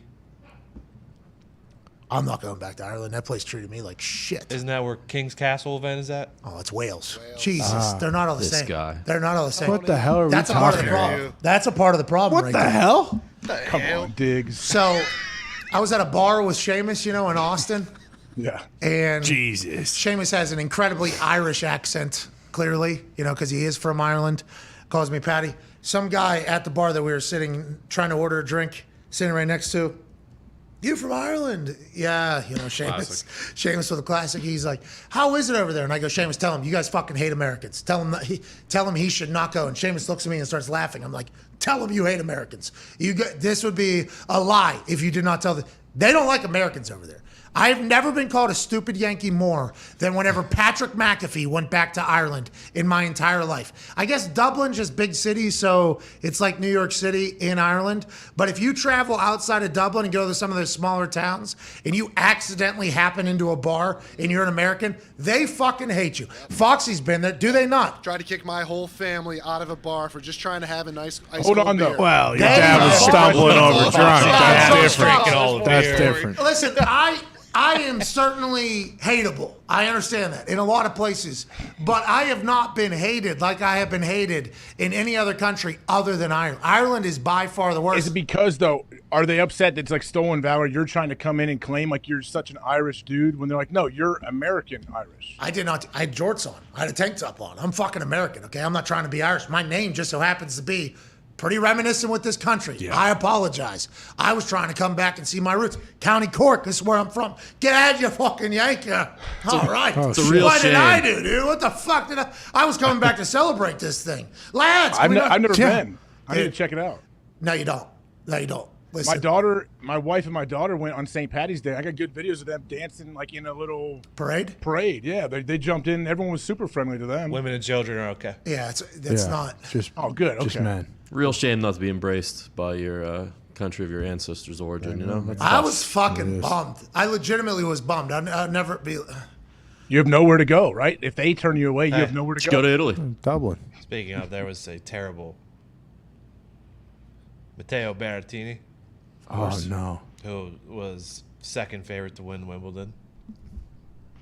Had to drop out this morning. COVID, Why? COVID? Still a thing. Mob ties? No. Tommy Fury reason? COVID ties. Rest in peace. Thank you. COVID was over. We're still testing? Oh, Are they testing all of them? it got Gary Bettman too. Or just the He Italians? wasn't able to hand out Oh, the yeah, cup. I saw the fake commish. This is the high level, the C-suite variant. It's C-suite taking out variant. all the important folks. The teenies. Is that a thing?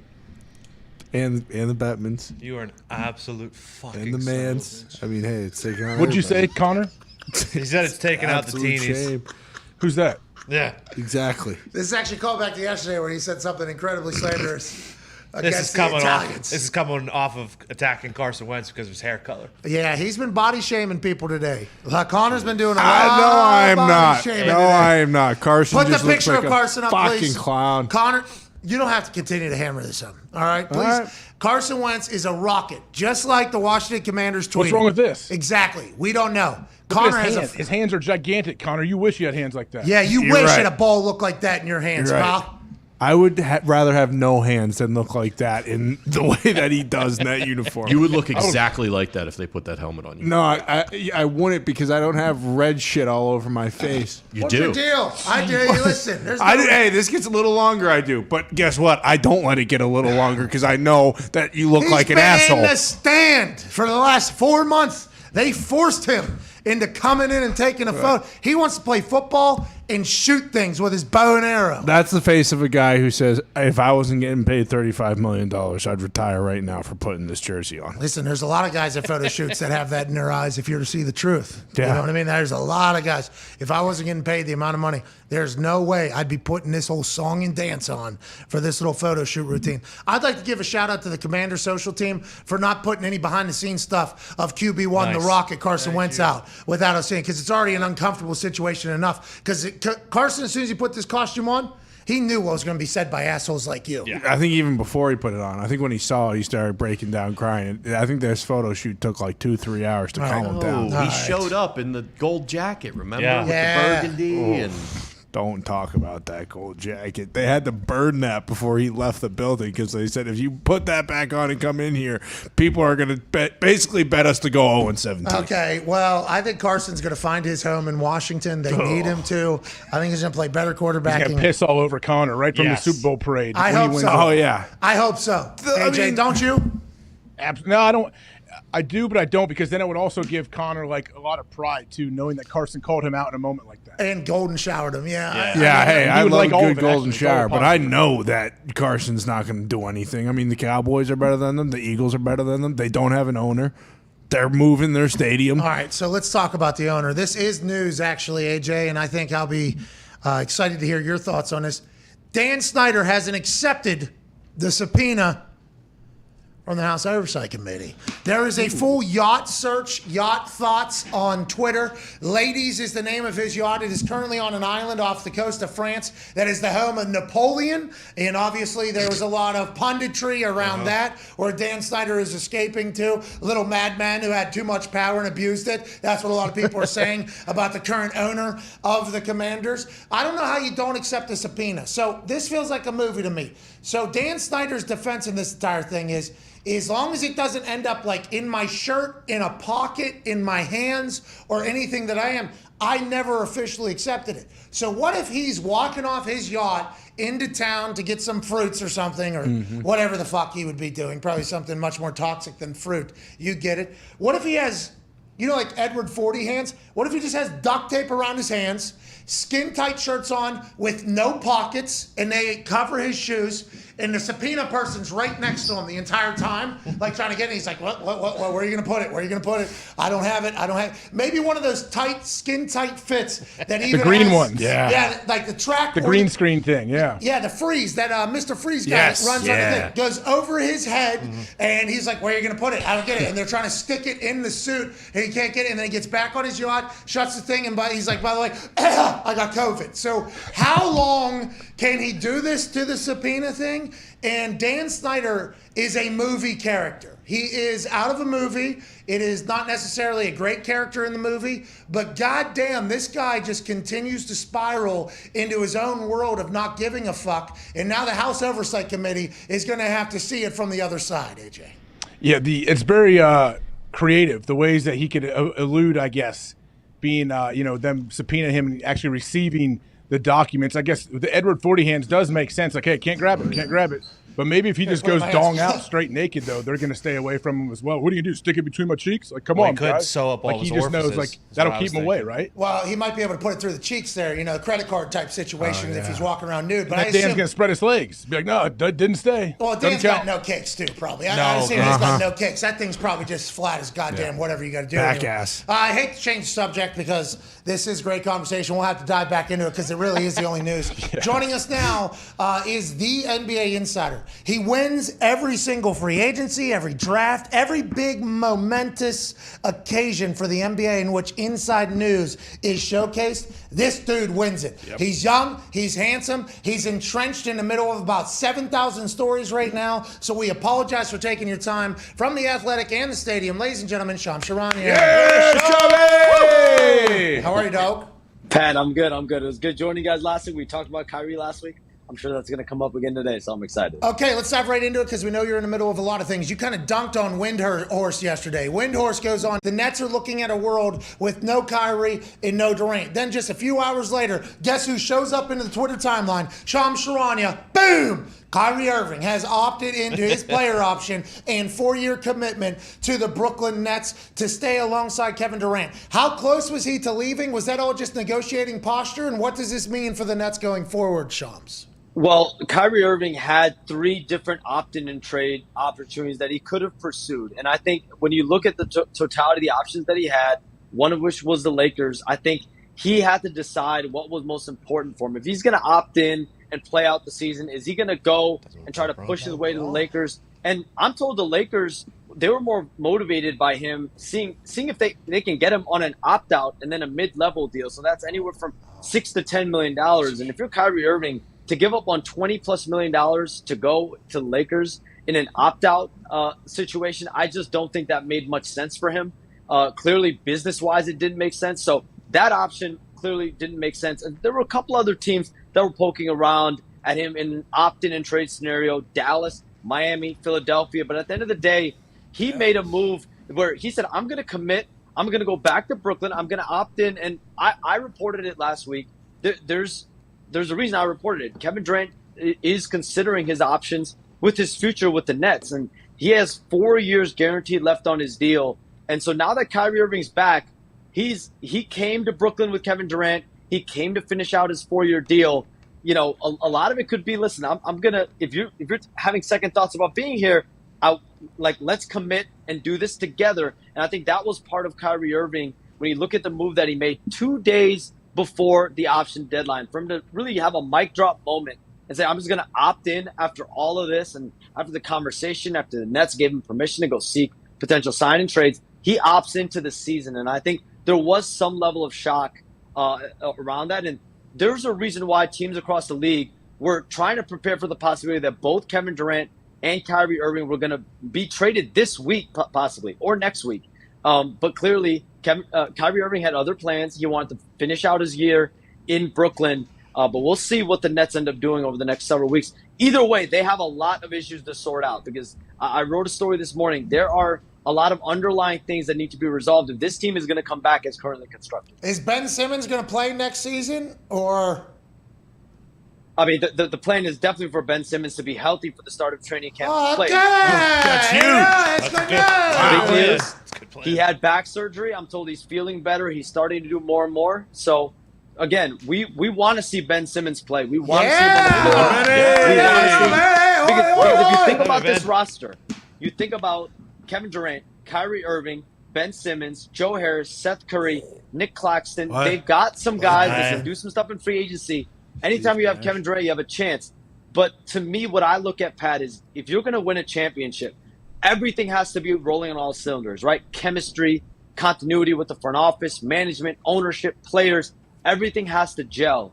And there's no doubt this Nets organization, if they're going to bring this back, there's a lot of work that needs to be done by all parties. They need to go do some trust falls out in the middle of the woods. there it is. Get out of Brooklyn, get in the woods, do some trust falls and figure it out. Maybe take some ayahuasca together. Ooh. Do whatever you got to do. Kyrie Irving's the best, by the way. That motherfucker will do this anytime he wants, and everybody will go, oh, you know what I mean? The whole world is he riding keeps the them Kyrie. guessing. Yeah. He keeps them guessing, and I'll respect that.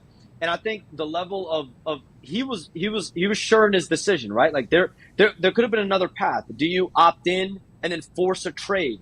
Like that was for sure a scenario for Kyrie Irving. Is if you don't want to be in Brooklyn, you don't foresee yourself finishing out the year with Kevin Durant, do you just opt in and make a trade request? But he didn't do that. He opted in and said, I have my full intention on playing the year in Brooklyn, trying to win a championship.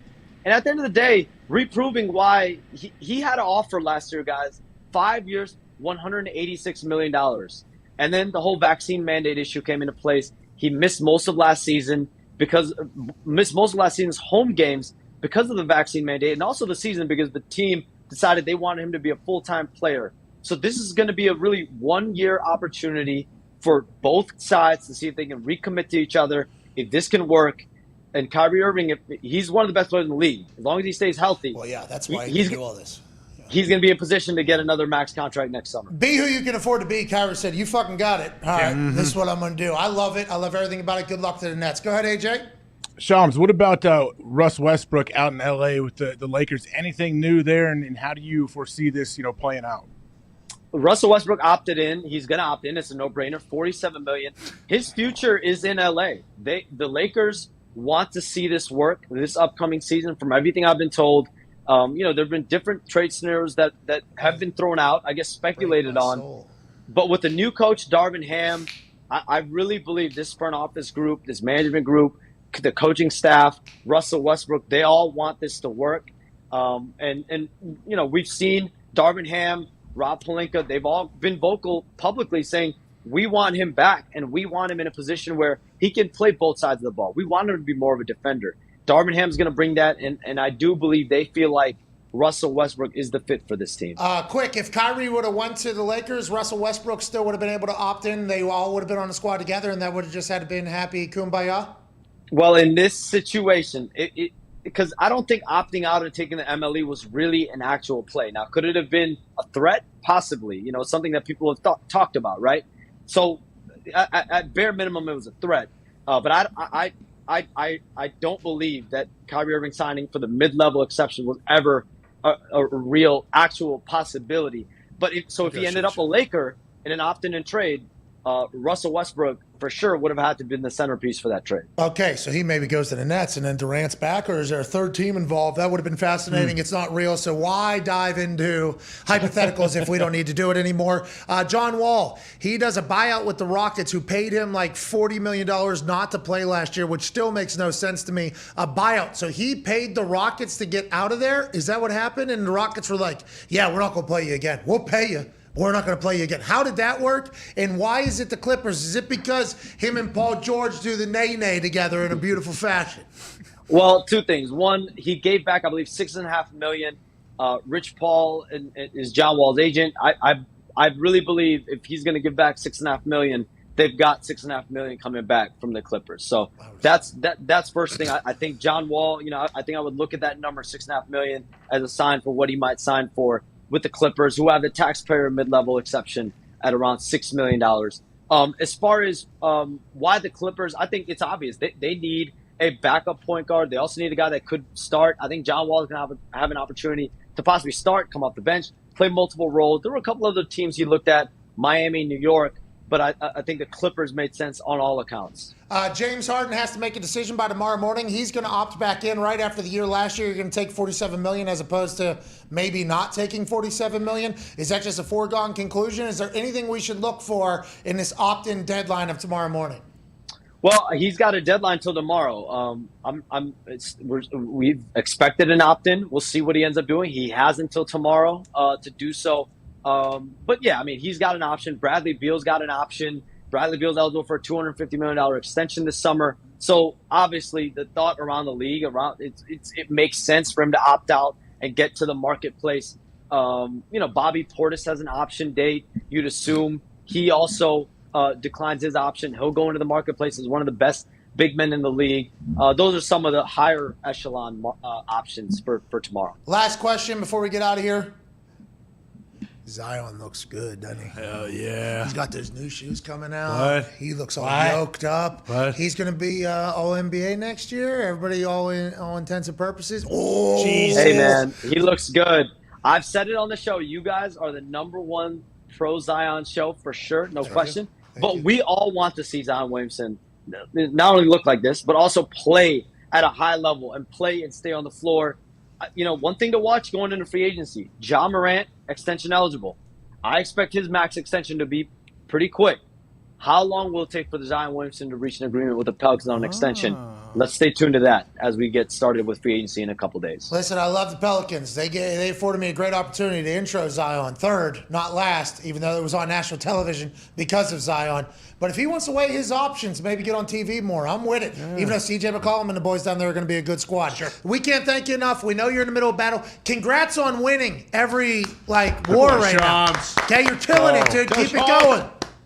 Appreciate you, Pat. Thank you. Ladies and gentlemen, Shams Charania. Yeah, Shabby. I texted Shams this morning. I said, hey, anyone can stop by to tell us what's going on in the basketball world? I know you're very busy. He goes, I am in the middle of, I forget the way he described it. Something about being super busy or whatever. And I'm like, yeah, now's the time to come on the show, Shams. Like, that's how it works, yeah. Yeah, this is basketball talk right now. Yeah, congratulations. We are in basketball season. Even football fans are currently basketball fans because this is the drama and the controversy of the basketball, and we'd love to hear it because there's massive. Russell Westbrook, he decided, I'm going to take another $47 million next year to play for this team that I didn't play good for last year. James Harden tomorrow morning, I'll opt into another $47 million for the Sixers team that I was hit or miss, not really that great for. Like, this is the time where NBA matters, and we can't thank Shams enough. How about the Rockets? So they paid, $41 last year to John Wall. Now they're going to pay him $41 million again this year to go play for 35. What is with that? I don't understand. I think it was 47, and then he said, I'll pay you 6.5 or whatever. So I think it's 41 we'll pay you again. $40.5 million. So. And then the Clippers will be like, here's 7. So you're actually up 500,000. Yeah. But also the taxes here in LA are going to kill you. So you're going to be down probably $2 million, but you're still making a somewhere around there. Yeah. I could be wrong. I think that's how it was working. Well, Bradley Beal now getting the super max. I wonder if NBA guys have an Inc. or an LLC that the NBA pays, and then they pay themselves out of it, so they don't have to tax on the $40 million, only on the amount of money that they pay themselves out of the LLC from. I don't think they can get. I don't think they can dodge it too well. Whoa, that's not a bad play though. That's not dodging, by the way. That's just no. I'm saying that's not dodging, but they're still going to get their tax money. Oh yeah, they'll still find a way. Yeah, but corporate tax is much better than personal tax on $40 million, especially if it just sits in there. Anyways. We'll be back in about 4 minutes. Let's answer some phone calls. There's other stuff going on around the NFL, AJ. And we might have Andrew Brand on in the next 10 minutes or so. Ooh, nice. Okay. Andrew Brand and I chit-chatted this morning on this entire Deshaun Watson situation. And every time I say that, I think of you saying it in an English accent to the Queen, or as the Queen to Roger Goodell. Oh, yeah. But this Deshaun Watson situation, honestly, today might continue to build. And Andrew... Nothing. Well... If any news breaks, we can call Andrew Brandt throughout the entirety of the show. I'm like, hey, is there any way that we can figure out a time to call you like when something happens so that you're not telling us information and then 5 minutes later news is breaking and it's a completely wasted conversation. So I got to figure out what time is the right time to call lawyer, executive, agent, person that's been on all sides of this Andrew Brandt to learn a little bit more about what's happening today, AJ. Yeah, hopefully if something does break from the Deshaun situation, like some kind of news, we can call Andrew and have him kind of explain it for us. Bingo. That's what I'm looking for. But if nothing comes, at what time do we pull the plug on? 2:30 probably? Yeah, 2:30, 2:45 maybe even. Yeah. Because it feels like if it was this morning. Nothing's coming out of that. We're not going to hear her suggestion of what he should get. No, it's her ruling. Have respect. You know, as soon as the show ends, maybe 3 to 5 minutes later, news will come out. I'm happy we have that type of sway. There is that thread of Sue Robinson's previous rulings. What was that? I saw that was an article that happened. Yeah. I didn't read the whole thing. What was that alluding to? A lot of it was alluding to like if there are similar situations and the person who's on trial feels like discriminated against based on the other rulings previous to his specific trial. So like what we heard last week, how the NFLPA is going to use like the Robert Kraft, the Dan Snyder, the Jerry Jones examples as their main argument, and that's kind of where. Well, then the NFL can use the Roethlisberger. Yeah. Roethlisberger suspended how many games? 6. For 2. Yeah. So like, it depends on how you want to lay out the examples. Precedent. Especially with all those situations. Well, I'm just saying, like the way people decide to cover things, they pick and choose which they want to. Like, well, what's the precedent on Robert Kraft and Snyder in this situation? It's like, I understand those 3, which is bullshit. They should have got punished the same exact, and who knows what their actual punishments were behind closed doors. But Roethlisberger got 6 games. Yeah. Well, Bob reduced the. Bob went to a place of business. Okay. Well, like that is, it's not the exact, it's not the exact difference, but like Bob and them, they weren't getting sued by the people. Like they got caught doing it. Whereas they're getting sued by the state. Yeah, Deshaun's getting sued by the individual. Yeah, which is exactly what happened with Roethlisberger. Exactly. So Roethlisberger would be a much more similar precedent, I think. Bob was in a sting operation. Mm-hmm. Yeah. Wrong place, wrong time. It was a stink too, wasn't it? Oh yeah. Finger gun city. Get it? We're back in 4 minutes with some vocals and a 5 Energy phone line and maybe an update from the Sue Robinson courtroom. We'll see you in 4. Fake laughs are the best. New love.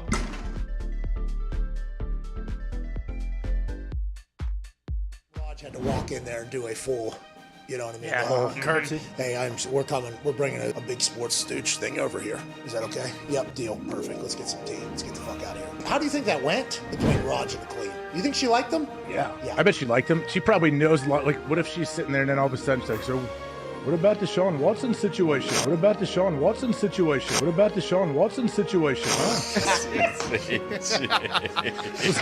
That was spot on accent. Hit that one out of the park. Like, what if she's really dialed in to the NFL? I just saw a picture of you getting out of, I think, a 757 that was from Jim Irsay. What was that, and have you ever been in that plane before? I thought it was like the team plane to fly all of the Indianapolis Colts. Literally, I mean, it's got the logo on it, Pat, and it was awesome. But look, that's just Jim. Pat, I had a wonderful 14 years there. It's obviously the team that I wanted to play for always. I understood the decision he had to make, and no hard feelings. And for him to send his plane to fly me and my son down here, it was a great gesture. A lot of room for me and Marshall. We were throwing the football.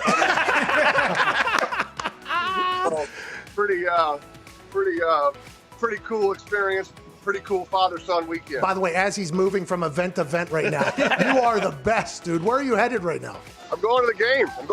I got Lynch. I got Faneca. I got these guys in the background. Boys, congratulations. Yeah. Congratulations, boys. All right, Peyton. Oh, hey, there he is. Marshall, I hope you enjoyed that plane, pal. Hey, Peyton, last thing here. You talking to Tom Brady, you becoming friends with him. It was interesting to watch. Oh, yeah, take the photo. Take the photo.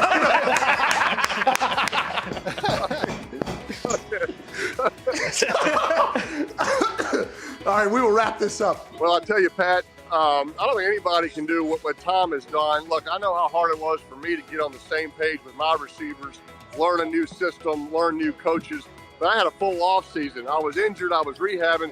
The fact that Tom has done this in a COVID pandemic off season, no time to meet with his receivers. He met with his coaches illegally by breaking into Byron Leftwich's house. So besides that, it's been incredible what he's been able to accomplish, and he deserves all the credit. His leadership is what's put the Bucs in this game today, and I have great respect for him because I know how hard it is, but he deserves all the credit.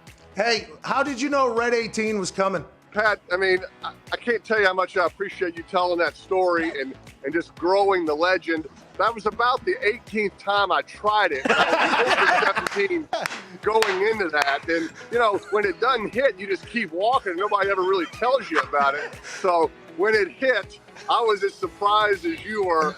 And the reaction from some of the good old folks there in the casino that night was pretty special. Well, I appreciate you doing that. You made me and those folks in the casino a bunch of money. Congrats on the Hall of Fame nod. Thank you for spending time. Enjoy yourself at the game, Peyton. Pat, thanks, pal. I appreciate you. The Sheriff, Hall of Famer, Peyton Manning.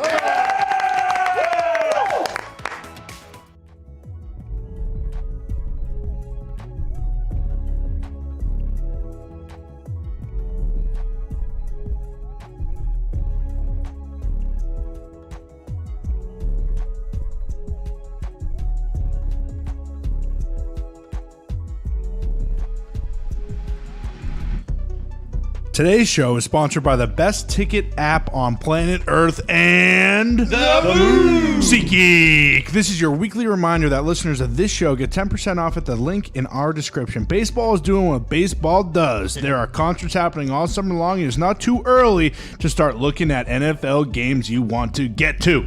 Get all of your tickets, on SeatGeek. Their seating chart will make sure you're getting the best value possible every time. Green is a good deal, red is a bad deal, yellow's like a deal. Just remember to hit the link in our description next time you buy some tickets. Well said. Very well said. Thank you for that. Welcome back to the show. Bruce got you muted. Idiot. Couldn't hear what you said. What you said? Talking to me or Bruce, Connor? Both. Don't say that to Bruce. Just did. I was worried your studio was on fire again. When he comes back, sometimes it's smoking. I'm like, geez, Tim's got to figure that out. Had to get some sage in here. Yeah, that's right. You don't know this. Well, you did know. Sometimes when we come back from going to the bathroom and stuff from break, we do a fog machine like it's a party. Yeah. When we come back in from the bathroom, like yeah, sometimes that is what happens. This like time it's rave. just sage. We're just burning sage everywhere. Never did that, AJ, after a long adventure in the bathroom, light a match? Bury the ball. Oh, that's right. Yeah, I could. I have a fog machine actually used at Halloween for a while, somewhere in the basement. You want me to bring it? I love those. We got one. There's actually a GIF on the internet somewhere if you look far enough where Zito almost died in our fog machine. He ate it right in the mouth and then almost passed out. A lot of fog. Tossed in there. The smell of the fog. Anyways, welcome back to the show. Shout out to SeatGeek. Today's show hasn't been bad. No. Solid show. Stuff to talk about. How about it, AJ? It's a pretty good day here. How about it? It's a good, what is it, Tuesday? Yeah, we have oh no, it's not going to be that much. $100,000 free-to-play game for Tahoe. Ooh. Okay. I think if I was to publicly put a little pressure on, we could get a little bit more money, but $100,000 seems like the right amount for a free-to-play for the take. Tahoe Take Dahn is what we're calling it. Oh, yeah. Where we will have a bunch of questions about the Tahoe tourney, and in the end, it's a free-to-play, so obviously they'll calculate who had the best answers, and then winners will have $100,000 in prizes or whatever. I'm super excited for Tahoe. AJ, have you been working at all on the golf swing on the golf bar, or are you just going to pick it up naturally? I have not really worked a whole lot. It felt pretty good. My second outing I played in this year, that will probably be my last round. But are we off this Friday? Yes. I might try to play. We always take my dad for Father's Day, so we might get that on this Friday. And if I do that, I'm definitely winning Tahoe. If I get another round in. Yeah, if you get to play maybe golf. I thought about this. It's over. I agree. I'll be shaping shots left to right, right to left. I did, dude. I played like 3 rounds in 2 weeks. I was like, holy fuck, am I Tiger Woods? You know what I mean? Like actually looking at a spot, trying to put the ball there, as opposed to just playing 1 round a year, which is normally 9 holes in a scramble because I quit early. It does help golfing a little bit more. But last evening I was on the full swing trying to get some yardages on my thing. And I tried to visualize the situation.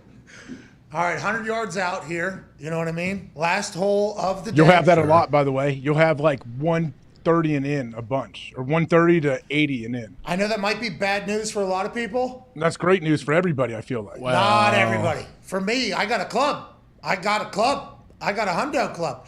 The A. Yeah, the attack wedge. Yeah. The gap wedge, yeah. Yeah. Approach. Yeah, whatever. Attack. You attack the pin. I call it the A because it's a fucking A+ club. That's right. You call it the attack one.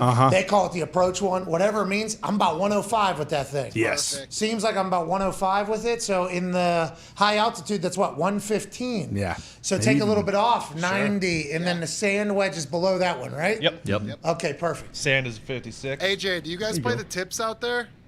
Do I what? Do you guys play the tips, the back tees, as far back as possible? Just the tips, dude. Or the blues? No, we don't play. I don't think we play the tips. Okay, good. What is it, the whites? I have no clue what the color is. Everyone's from the same tee box. Probably blues. It can't be the whites. Yeah, it's got to be. It's the probably blues. one up from the tips. This guy's been there 10 years, and we I've are been there like attacking him 14 for years that. now. He's a Sorry. doofus. Dude, we know nothing about this, okay? No, I'm serious, but whether it's it's not the tips. I know that. Good. They they only have one set out there, I'd imagine, for that tournament. Yeah. No, there was a bunch. I checked the scorecard. Okay. Yeah. No, in the tournament he's saying. They take away. Yeah. They Take everything else the- away. Yeah. Sorry. I feel fucking good. Yeah, not to mention. Should. It's going to be fun, man. Hey, this thing's gonna humble me, huh? No, it should be fun. Maybe it's actually gonna build your confidence, probably. No, what I was thinking though, I was trying to visualize a shot, and then I hit it well, and I'm like, oh, a lot of people are gonna say, for a guy that's only played 5 rounds in like literally 2 years, like that's a pretty good shot. But there's gonna come a time where I'm gonna have no idea what to do, and Foxy, Connor, and Nick are just gonna be, I think you're supposed to, choke down a little bit, maybe swing a little bit easier. The wind will do that. If you don't play a lot, those are the types of things that you fucking lose on, And there's no way to get that amount of rounds in 2-3 months. You just got to play. Golf is a game where you have to play. Like, you can be a terrible athlete. If you play a lot of golf, you can become much, much better at golf. Now, Bruce, you do being you an agree? athlete helps you that you don't have to play as much, and you can make like great improvements, I feel like. Yes. But what do you mean? You don't need to ask anybody for help. Like, what do I do here? I don't know. Chop it out of the woods. There's no questions to ask. So I know you're a firefighter today, so I appreciate it. Yeah, I suck at golf. We get it. Yeah. No, but you play a lot though. Bruce was playing like 27 holes a day at one point. Like he was almost getting paralysis by over analysis though. Yeah. He was playing so much that he was like each 4 holes he was changing his swing, and then he came in one day. Yeah, my God, like Matthew Wolf. This dude has played Like tin cup. Feel versus real. He's like, I think I got a new move. Bro, Yeah. he took this thing Got this new swing. like this, Thought it was a joke. and then this, No exaggeration. and then there. back, boom, like that. Feel versus real. We got to get shallow. Said never We do that gotta again. get Swinging a shallow, 20-pound boys. sledge. I'm so happy I don't know what any of that means. Bro, he walked into the office, standard day. Okay, Bruce, what you This do? is Tin Cup when she walks in the trailer and he's got like 15 gadgets on, like messing around. He walks in, no gadgets. This is just all right here. This is all right here in that beautiful Bruce brain. He walks in, what you do this weekend? Oh, I don't know, I played like 7,000 holes or whatever. Oh, that's amazing. You getting better? I actually got a new swing. Walks over to the net, grabs his club. He's a lefty. He does his forward lean thing, and then he takes his club up like this, and then down and around like this. Can we have him show us? Honestly, I'm very curious. Can he give us a swing? Yeah, please. Let's go. Did you ever see a guy lay railroad tile? He was like, I think I'm going to try this new, like a Furyk type move. He was so confident. Dude, So the pumped. first 7 blades right into the net. Well, it's not working. Like Hold on. He worked on this. He's working through like a 3-year swing change. Yeah, this is Careful, Brucey. Yeah, Watch, careful of the there's- lights. There's things in Sweet front and Glass behind behind you. you. Those are sick Jays. This is Bruce Brown, by the way. This is real. real. No, he's not. No, he's not. Yeah, this is real. That was not what he did either. He was even worse than that before. I mean, he. What? This is so bad. Yeah, it was Wait, loud. why would you have? He can't hear me. I'm sure. Why would his wrists go in like that? And flop the club around? Why do your wrists go in like that and flop the club around? I don't know. He probably don't want to. Oh, that's because he wants to get out of the pocket. Yeah, get under there. Everybody wants to get out of the pocket. Keep dude. the elbow in. Everybody wants out of the pocket. I mean, this weekend he had a tough putting on like hole 6. We go into the clubhouse. I come back out. He's on the warm-up putting green, putting like 8 different balls at once before like the 7th hole wasn't even at the turn. Was he Does he doing have, that like, 6 wide different leg putters? stance? Oh, he was doing this like lean, this wide leg lean. Were you putt with the claw? Have you What? putt with the It was claw? absurd. Can you do the Michelle Wee thing where you bend over? Do that, Bruce. Listen, Like Bruce straight loves tabletop? golf. Bruce has the golf bug. Uh-huh. He also has the ability to play 15x the amount of rounds of all of us because his lady is not in the city, so he really has not much else going on other than work. So anytime he's not here, he just goes to the golf course and plays like 1,000 holes. Like literally, just plays and plays and plays. And I've seen him at different portions, right? I've caught him like in the beginning of his golf voyage, and it was like, all right, this guy loves the game. Like, way to go. And then, like 6 months later, saw some improvement. Okay, he's hitting the ball. Hey, great, Bruce. Then a year goes by. The next year comes. First round of the year, nobody's going to be good. Then play 27 holes, play 27 holes, play 27 holes, play 27 holes, play 27 holes. What? I see him 2 weeks later, and he got worse somehow. I'm like, this ain't good, Bruce. No. This ain't. This can't happen. This is not, you can't be dedicating like 10 hours of your day every single day to something and have it get worse. You might want to just play less, and you might get better for the whole thing. But then Bruce will come out, and he'll fucking start knocking that thing. He has it in him, but I'm not sure everybody is like a more play, better score type Bruce person. is athletic. I can tell from Bruce's swing right there, from that little weird move he has. He looks very athletic. Well, you should see him shoot a basketball first before you say that. He's making shots Can now. I ask him a question, though, Bruce, where did you get that swing? Did you see it on like one of those Golf Channel shows? Who taught it to you?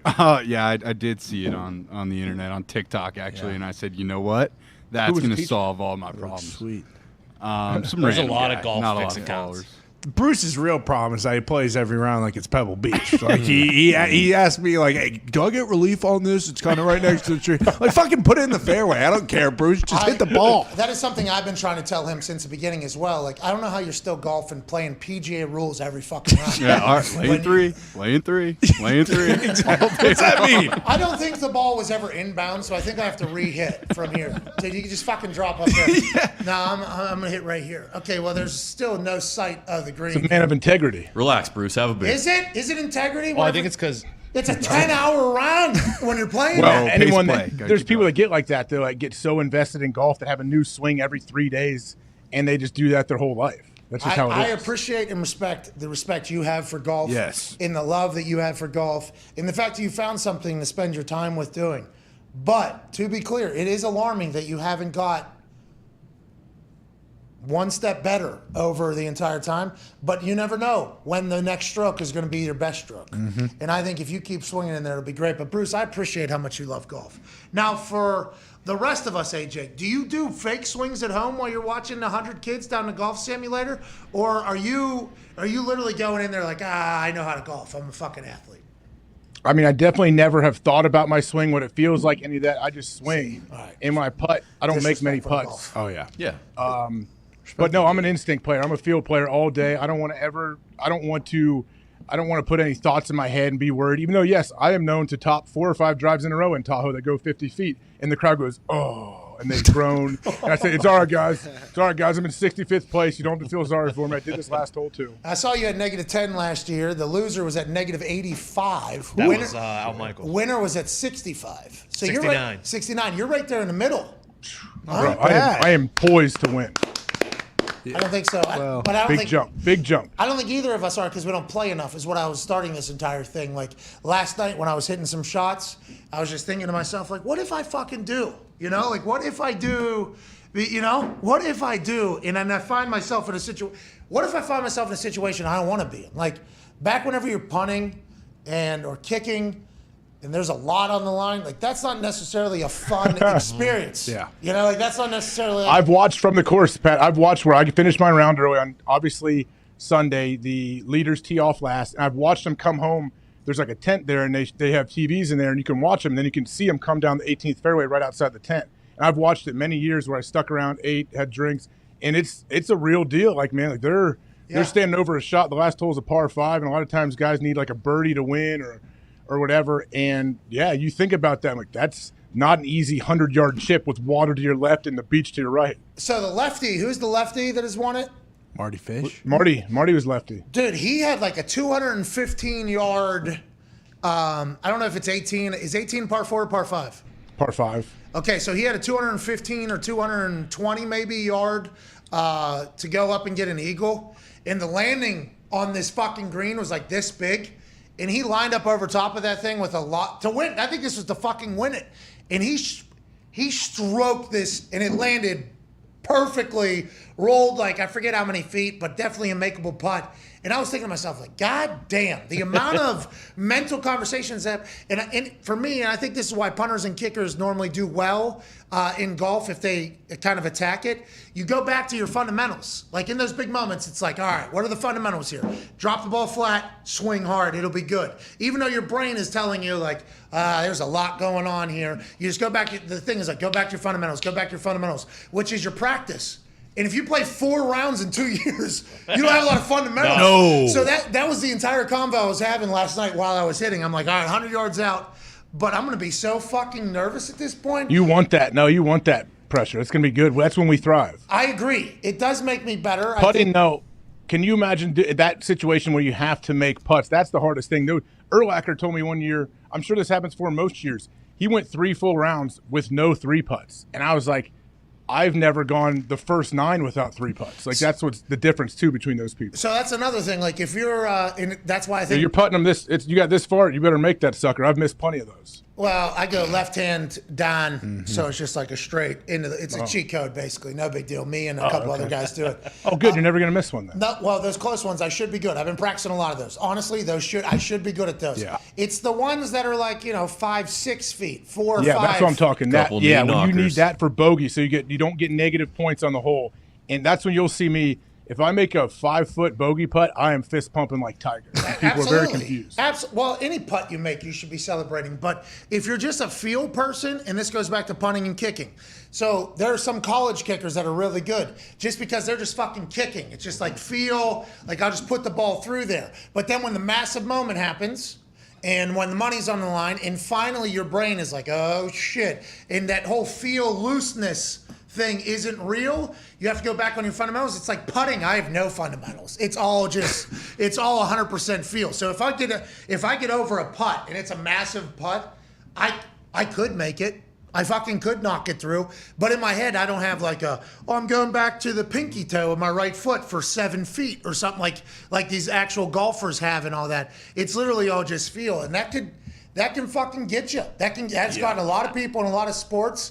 And I think we don't have enough time to build up the fundamentals. I don't think we have it. AJ. Look at some of the guys dominating the PGA Tour. A guy like Brooks Koepka, well, DJ, they're both on the Live Tour now, but those guys don't overcomplicate things. They seem to be kind of feel instinct players. No, they fucking golf a lot. Mm-hmm. Well, they played 1 billion rounds and hit 7 trillion shots, but they don't get caught up in their own mind. Like a lot of golfers paralyze themselves because they're worried the whole time. No, I think everybody does. Like I think even Vinatieri, like the most clutch dude in the history of sports, I think even he knows it's the moment. Like he knows how big of a moment it is, but he just becomes a robot in a machine. It's like I'm taking feelings out of this thing. I'm getting to my spot. I'm hitting the ball where I'm hitting it.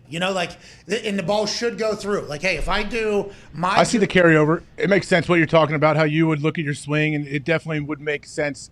Your brain being a kicker, that would carry over, and as a punter, it's not about out there. It's not about out there. It is literally just about right here. But those fundamentals you learn from like hours and hours and hours and hours and hours and hours of just routine. And like Bruce, I'm changing my swing every 5 holes. So my fundamentals are changing 3 times for 2 rounds. Do you know it, though? Do you consciously make a swing change? Yeah, because I'm trying to get better and better and better. But then last night was the first time I really thought about, like, what if I am, like, in this thing and it's like... Well, haven't you heard those pros? Like, Tiger would go, he's going through a swing change. He doesn't win a tournament for 18 months or 2 years. Like, they say they're going to have some rough time going through that. That's why I was like, why would you ever make a swing change? What are you doing? Because the gross betterness could be there. If you're Tiger Woods. I'm saying if you're Bill Johnson playing golf with your buddies twice a week. You know why the swing change normally fucks with people? It's because there's no fundamentals to go back on in those massive moments. Mm-hmm. So that is literally, you're trying to build those fundamentals still. So in those huge moments when your brain's trying to tell you that you're fucked, you just got to go back to what you've worked on thousands and thousands and thousands of times. And I don't know if we got the time. That's why Aaron making that putt on the last hole on the par was the most impressive thing of all time. Dog. That is, because that's a field putt. That is 100%. That's why he plays in those tournaments. That's why he plays in that thing. Because who wouldn't love moments like that, especially when you can drain that thing? How about when people say that he isn't clutch, too?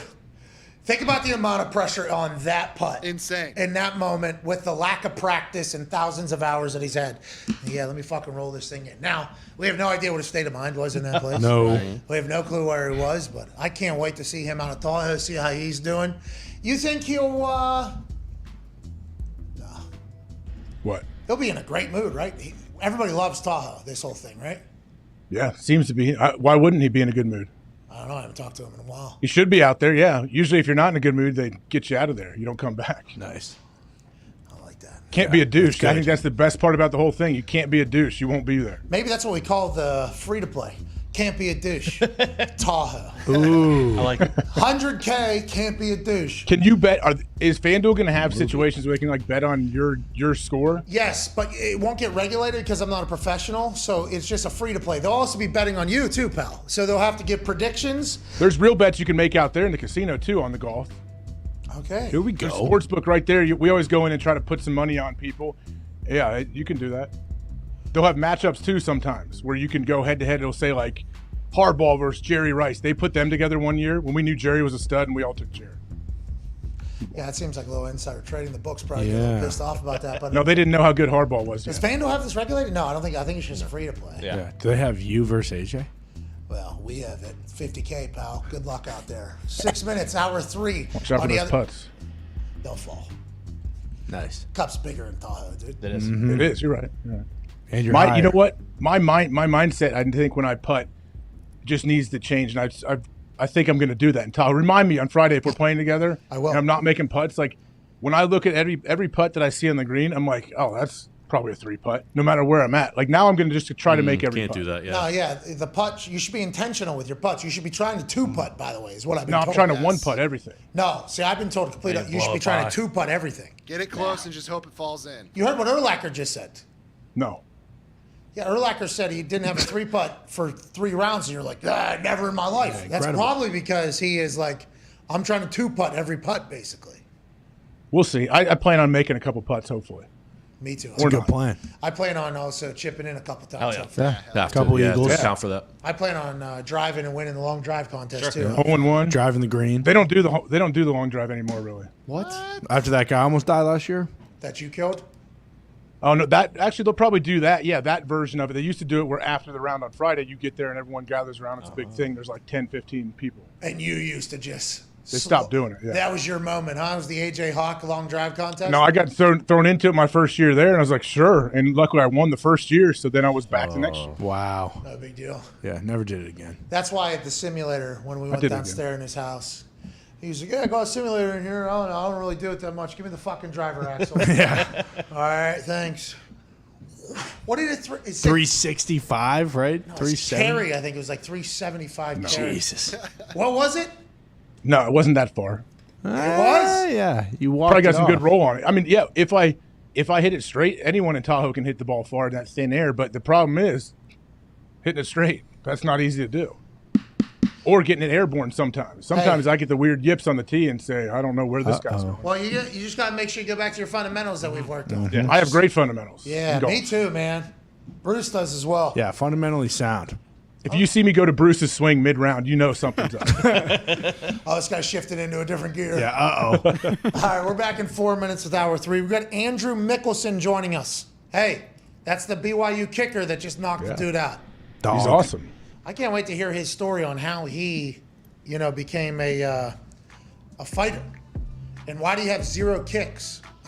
Come on. He's saving it. Doesn't make much sense. Well, the other guy's training for kicks, right? They're probably like Oh, yeah. a lot of kicks coming. So He was having some success throwing his hands. He didn't need to throw any Some. kicks. Dude, those were straight A lot. jabs. That looked like fun. Didn't that look like fun? Just piling on the dude. Bro, how great would it be to go in there and fight a guy that just, has no defense? And then the last 5 to 6 seconds, you saw the guy was pretty much done. And you're just like, here we go. I'm just teeing off. Boom. What a fighter. Yeah. I know. That's good for the brand, man. Can't wait to chat with him. We'll call him in a little bit. Andrew Brandt potentially on the Deshaun Watson trial that's happening right now between the NFL and the NFLPA with the Honorable Sue Robinson as judge. A lot of shit to talk about. We'll see you in about 3 minutes. Cheers. Joining us now is was a man who got to experience that at Notre Dame. Yeah. Got to experience it in the NFL. Now he's on television. He's this man's brother-in-law. He's obviously incredibly handsome. Ladies and gentlemen, Brady Quinn. Holy hell. Jesus. You look like that all the time. I don't know if you guys can see what's behind me. I think AJ might be more familiar with this picture.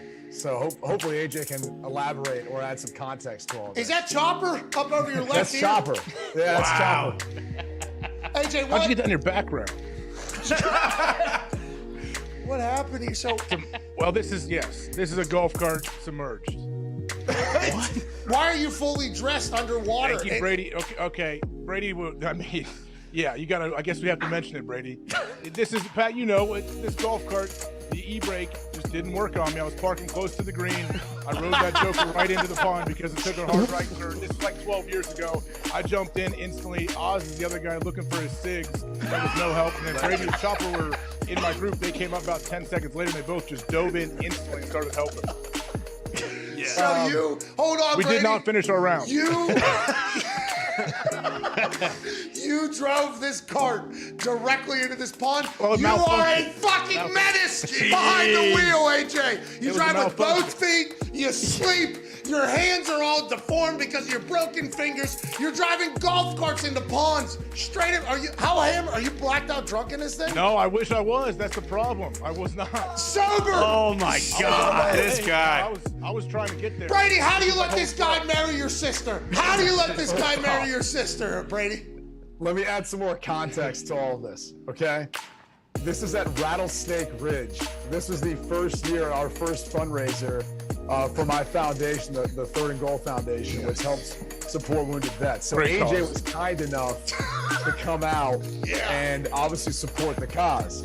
Now, I guarantee you he was not sober for this because we actually took a party bus to Rattlesnake Ridge. Oh, AJ, boozing and driving. No one was sober at this thing. What I'm saying is, I played many times with many more drinks in me and didn't wreck a cart, is all I'm saying. Oh, okay. Sure. All right. Chopper hopping in there, though. Is he scuba diving? Well, he dove to the bottom and grabbed some clubs. He did. He said all you had to do was open your eyes in that murky water and you could find whatever you need to down there. All those eyes were burning afterwards.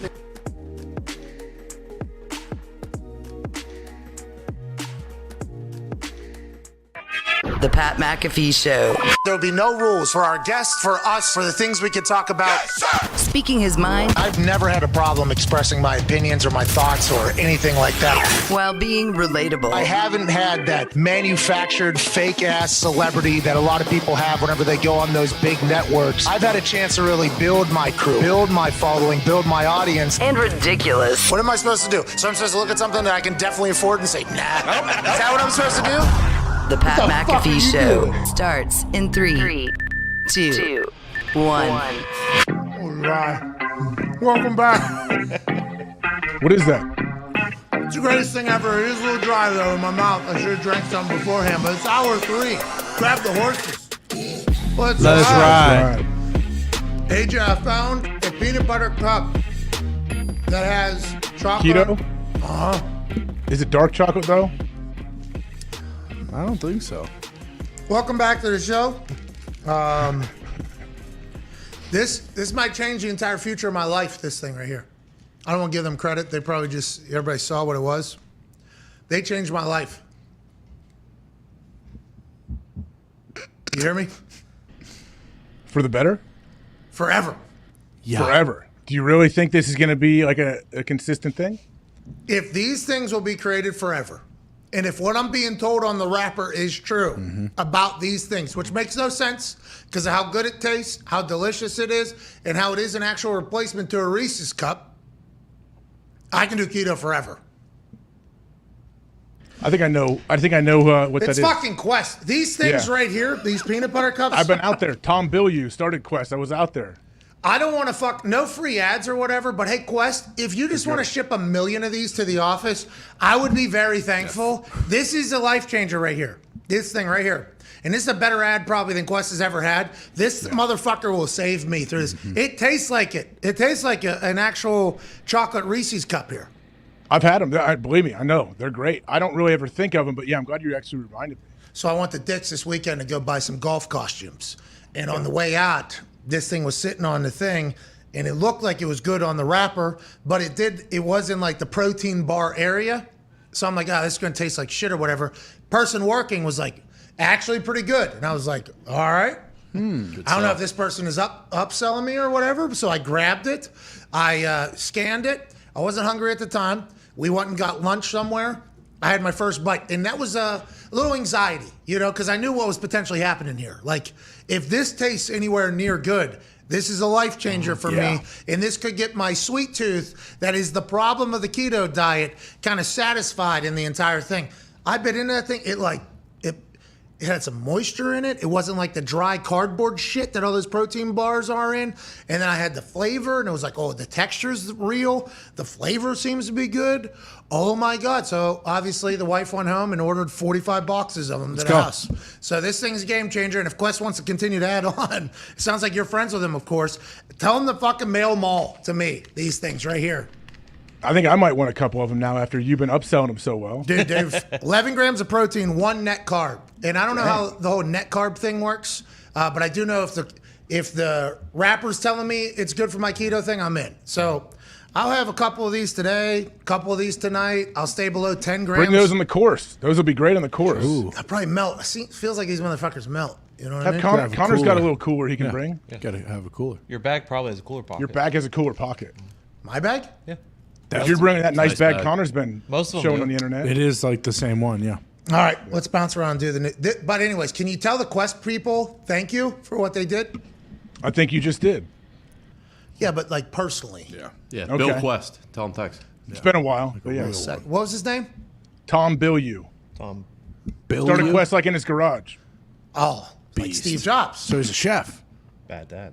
Yeah. He still doesn't have any kids. Oh, okay. Shout out. Committed it again. Probably Dog.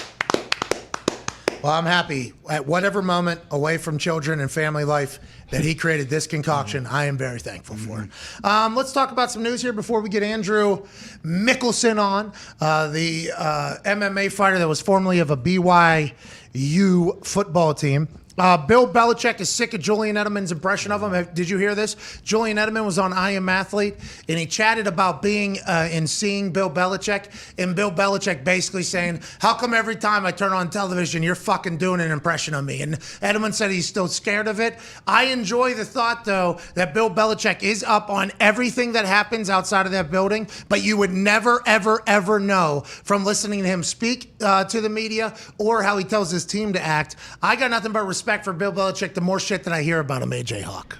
I do too, but I would bet that he, not even secretly, that he loves Edelman doing his impression. It has to be funny for him. It's not like Edelman's doing anything or slandering him or making him look bad. And Edelman should ask, what do you want me to do, Bill? You're the only head coach I played for, right? Like, isn't he the only guy he's played for? Yep. Who else am I going to do? Edelman said it's still like a czar feeling, how he's very nervous when he went in to talk to him. And, Bill told him, like, stop doing the impression. I'm fucking sick of seeing me on TV every day. And obviously, Bill was probably joking, and Bill and Julian have a great relationship with each other because of what you just said. But what I took out of the entire conversation that I Am Athlete had with Julian Edelman, Pac-Man has been fucking awesome on there, by the way. I'm so happy that Pac-Man has seemingly found a home media-wise. New media. Whoa. Yeah, not that old media. Mm-mm. New media. Hashtag new media. Old Buddy's probably really upset about this. Another, like Pac-Man doing well. The one dude who freaks out when athletes do well or have podcasts. What's his name? Who? Skip? He went on a rant like a month ago, 3 weeks ago, just Nick killing Wright? people. Talking about Draymond's deal and saying how like athletes don't have anything good to say when they have their own show. Bill And they're Maher? terrible. Probably all the old whites that are on TV. Yeah. Yeah, I forget. I'll think of his name. It's going to be tough. They kind of all, that's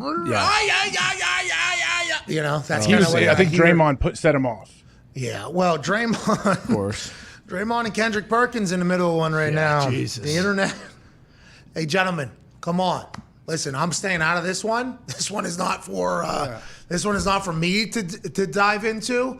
But I'd like to let you both know We're both big fans. We're Yeah. all big fans of both of you. Put your swords down. Hey, put your swords down. You guys are giving a look into the league and into the association that we haven't seen in a long time. And there's going to be disagreements on the way things are talked about because there's different, experiences in the NBA. Hope you guys can put the swords aside, unless it's a work. Which I don't think so with where that ended up at. But I'm going to stay out of it. New media is awesome. But I do like the fact that Bill Belichick knows everything. He has the pulse of everything. He's the GM. He's the head coach. He's the lead counsel. And he also has to keep up with everything happening outside of the building. And somehow Bill Belichick has these superpowers while wearing terrible sweatshirts of being able to figure out how everything works in the world. He's a fascinating creature. I hope there's enough time whenever it's over to give a real documentary on how and why he was able to accomplish what he was able to accomplish, AJ. You think there ever will be that? Like, has he secretly been giving access throughout his career to somebody to film some stuff and to take it down? NFL Films always has, it always appears as if after the Patriots do something awesome, they're able to go back. We actually had them mic'd up for the entire season within the building. And I think he probably has a real close eye on what's released and what isn't released. But when he goes into the Hall of Fame, the unaired footage that they are going to have, that I think the NFL Films does a great job of keeping the legacy of everybody with the content that they have and stored. And I feel like they only do right by the NFL, but teams can think differently than films. I think there's a lot of shit of Bill Belichick behind closed doors, right? Yeah, definitely. And just look at the past 5 years, like the stuff he did with the Rich Eisen and the 100 NFL all-time team. He did like an hour special of that. The HBO special with Nick Saban, where it was literally just him and Saban talking football for an hour. And then the stuff that you're talking about that I'm also curious is like at the end of that, when they finished filming, when Saban and Bill were like, all right, now like you guys need to go and take these mics off of us. And then they started, continuing to talk shop about football. That's what I hope that they have. I'm talking about the Do Your Job series where they were in the meetings that they were breaking down needing another 2-point conversion play. Or that was shocking that they had films and so did Bill? You think Bill came to them, but hey, film all this stuff, we're going to put it together? No, films definitely came to the Patriots, and Bill probably executive producer. How did Bill okay it? Well, I think Bill, executive producer, I am the only person that can allow this out. But for somebody who, I guess he instills fear in everybody else who's like, oh, the Patriots are filming. He knows how vital all that information is. So And also Bill, master motivator, at the same time, he knows, hey, these guys, if there's cameras around, they know, no one's sleeping in meetings, no one's going to be late. You can't, everyone wants to look good for the cameras. Isn't that what Steve Keim said? Yeah, doesn't it? It keeps everybody on their toes. Like if there's cameras around. Yeah. He said he's okay with cameras holding people accountable. It's almost like what people think they should be doing. John Cena actually said that last night. John Cena gave a speech about how the WWE universe made him a better person. He felt like he had to be a better person. He felt like he had to be more accountable because of his fame and because of the character he was playing and everything. It made him better. That's what cameras do, right? Everybody acts how they think they're supposed to act in it. Now, is that their true self? Is it distracting? Maybe, but I've mentioned this before. When I know somebody's watching me, and once my life started becoming that, I'm washing my hands for the full alphabet. That's right. I'm doing the full thing. It made me a better, more, because all eyes are, Pat didn't wash his hands whenever he got done taking a piss at insert name a restaurant. So maybe that is why Bill Belichick did it. But also, what else did they catch that we didn't see yet that will only be viewed whenever he's retired and he's gone? I can't wait for it. And what if it is him just watching all the different clips? What are these fuckers saying? Fuck him. Tim just watching, not saying a word though, ever. Writing the little stuff down, but nothing. And then our two faces are on one screen up in the corner. Where are these fucking doofuses? Turn them back off. They're nothing. Why is Julian been imitating me again on this fucking show? Can you imitate somebody else, Jules? Shut the fuck up. Over here. That'd be amazing. Could see that. Hope we have the clips of that whole thing. I could actually see that. I could see him even having a couple people too. Like while he is practicing, they have to take over and they start watching while he's. I want to see him talk to Alex Guerrero. How was their relationship? Well, I don't know if that ever happened actually. No, they did. At some point, yeah, he was in the facility for a while. He had access, then he no longer had access. Yeah, exactly. I think that's kind of. Hey, go tell that guy to get the fuck out of here. I'm sick of seeing him. I don't know if he actually talked to him. I wonder if Guerrero didn't heal somebody's hamstring, and Bill was like, "That's what I thought. Been waiting for this. Get him the fuck out of here." Maybe he was batting 1,000 for a while. He makes Tom Brady feel better. Okay. Makes Julian Edelman feel better. Okay. Makes Willie McGinnis feel better. Okay. Makes Adam Vinatieri feel better. Okay. Makes Gronk feel better. All right. Then he fucked up on somebody. Bill's like, that's why I thought he's not batting 1,000. This guy isn't. Get the fuck out of here. Not up to our standard, Tom. Is that what you want? Our standard's winner. That guy lost right there. Or was there a moment where maybe somebody else asked for their guru to be allowed in the building, and Bill Belichick was like, nah, can't have it. Well, then we got to get rid of all gurus from the building. Because I think when Bill Belichick allowed Guerrero to start an operation up there, it was interesting to the rest of the league because Guerrero had a crew of people that worked with a lot of teams.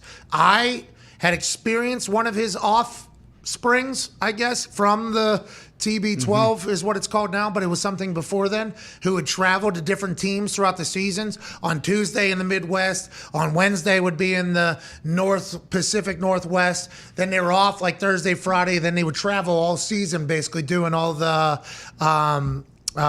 what's that? Pliability and massaging, soft and tissue stuff, the and all that. stretching, and the electrolytes and everything like that. So there was a lot of teams that were hoping, like, hey, we should get this just in our facility, so that all these teams that are getting the benefit of this are getting benefit. And then boom, the Patriots were the ones that were like, yeah, you can actually build a facility right next to our facility. You can have access. And I remember a lot of people around the NFL were like, fuck. Like, of course Belichick is doing it when we have all been pitching this for years and years.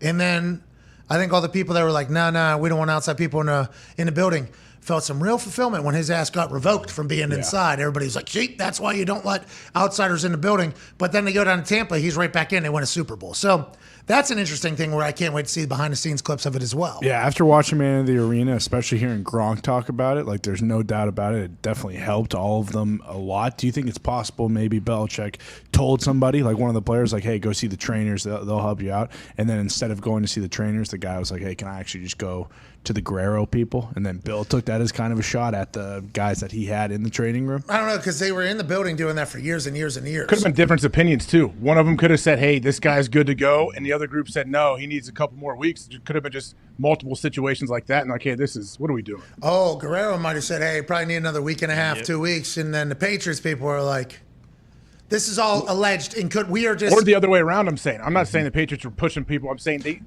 if you have different doctors and trainers, they're all going to have different opinions on what the injury is and how you should treat it. Yeah, everybody's fixing the body in their own way, doing with hopefully the same end goal, which is player safety. Goal, yeah. Not always the same ending, but always the same goal to get this guy healthy on the field. Yeah. Well, Jules talked about that with Jimmy G. When Jimmy G was playing for those first couple of games when Brady was suspended for Deflategate, and how Jimmy G hurt his left shoulder, or his non-throwing shoulder in the game, and then he missed one game when Jacoby Brissett came in, and then Jacoby tore a bunch of ligaments in his thumb, and then all week Jimmy G played, and then like on Sunday practice, and then on Sunday was like, I'm actually not going to play. Jimmy took some shots. And so Jimmy took some shots. Marty B took a shot, and Jules responded. Marty B basically called him a bitch, or not basically, he did call him a bitch, and then Edelman said on the I Am Athlete, same exact episode, he was like, I could kind of understand that just because I've played through so many injuries and everyone else on the team had, and Jimmy's not playing with a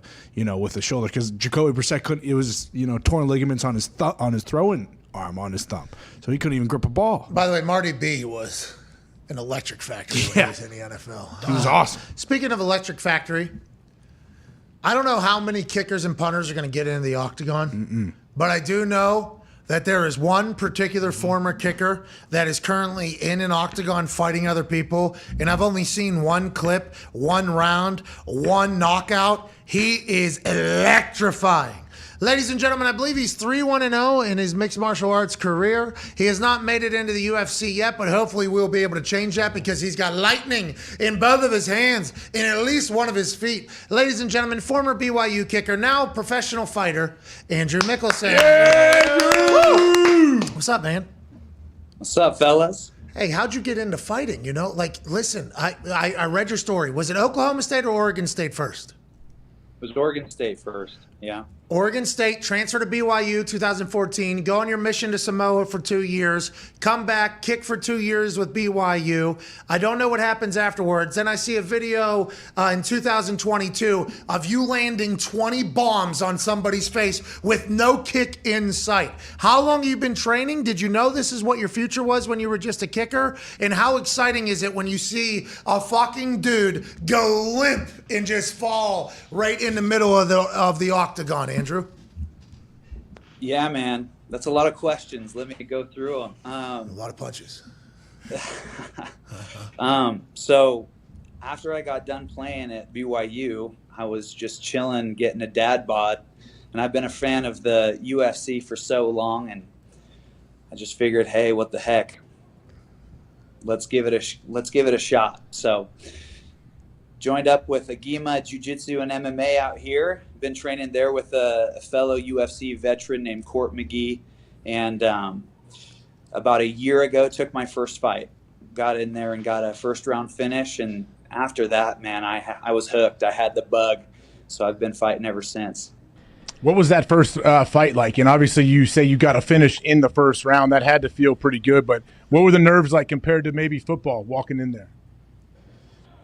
Well, all eyes are on the kicker, right? So it's similar when you hop in the octagon. Everybody's focused on you and your opponent. So the nerves are similar, but I would say that the consequences of not performing are a little bit more intense in the octagon than they are maybe missing a field goal or shanking a kickoff. When did you know that you were going to be okay? Like when you started rolling in there with jiu-jitsu folks, did you have any previous experience? Were you a wrestler or anything like that, or just a fan? You get in there? Because I went and rolled with Lytle and Mitrione. They tapped me out like 6 times in 1 minute. I think they had me in a double arm bar at one point. And I'm like, all right, I feel like I'm a pretty good athlete, but this is not my thing. Oh. Did you pick up pretty quickly that you were going to be good at this? And where are you in your level of training, you think? What is your upside out there? Yeah, man. So I've only been training about a year and a half. So pretty brand new to the sport compared to a lot of those guys that you mentioned that have been training for like decades. But I picked it up quick. I feel like I got a natural ability to throw some hands, and my grappling is definitely getting there as well. Yeah, man, it's just a ton of fun, man. I love getting out there and getting after it with the boys. So. Did you play soccer growing up? I didn't. I actually played running back and safety, and then I got in a car accident, and so I was kind of forced to be a kicker my junior year, and it actually ended up going okay for me. Senior year, had a good season, got picked up by Oregon State, and so I just kind of ran with that. Just being honest, I probably am not a good enough athlete to play running back or safety in the college level, at least D1, and so I just went for it with the kicks, man. Well, how's the cardio? Cardio something that's difficult? Because I know in the ring that's vastly different than any type of football cardio. It feels like you're in great shape. You look absolutely yoked. Have you always been like that? And is that something that was a struggle in the transition into the cage? The cardio definitely was a struggle early on, but that's something that you develop over time. The more you train and the more consistent you are with it, then the cardio definitely comes. And MMA cardio is unlike anything else, man. Getting in there and striking and grappling and bringing all that together, it takes it out of you. But that's been developing, and I feel like I've come a long way there. As far as the physique, I mean, us kickers, we didn't have much to do during practice after special teams units, so we would just go hit the weights, man. And so I would just take that opportunity to work on the bod a little bit.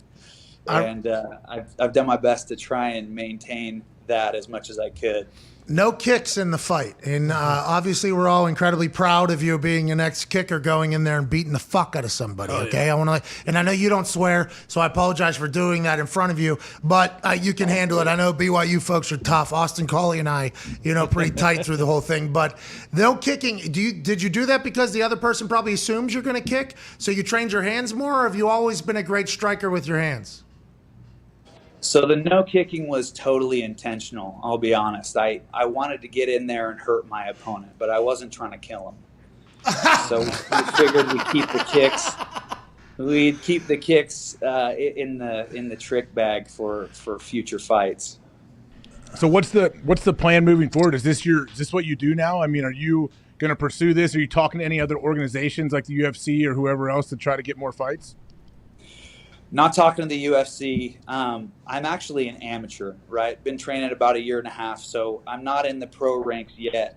But I'd love to see where this takes me. Obviously, I've had a good start, right? Had some success early on. Have great training partners at the gym that I'm out of. UFC talent that's training there daily. So I get to see how I stack up compared to some of those guys. And I feel like it's there. I just got to keep with it. So how much fun was it? Just, I mean, it had to be a good time. Me and AJ actually said how much fun that had to be. As you're breaking his, right, he's guarding, and you're landing jabs through his hands. And at that moment, I box in the Oculus, you know? And when you're going through their defense and they're actually feeling it, that's when you know it's over, right? You get that feeling of knowing this is over. Now you just got to finish it. How much fun is that? Is that just, okay, this is what I trained for? And at what moment do you know it's over? Is it a look in the eye? Is it something that happened? So I knew I had him hurt pretty early on. Hit him with a good jab right at the beginning of the round, and then kind of got him back on his heels, and I just decided to press and follow up. So to answer your question, when he was guarded up like this, I just split the guard with an uppercut and then came back over the top and then finished it with another right. And you can feel it when all the power in the hand gets absorbed by your opponent's face. You know that they're done. So just did what I did and took a bow for it. Yeah, well, great bow, by the way. I'm a big fan of that. And you knowing it's over and not, you know, the ref didn't have to like stop you because his whole body just goes dead limp back. That's dream scenario. And I don't want to be like the idiot here, but I am going to ask this. Any of your fellow Mormons question what you're doing here in fighting? Is that a thing or no? Not a thing, man. People love it.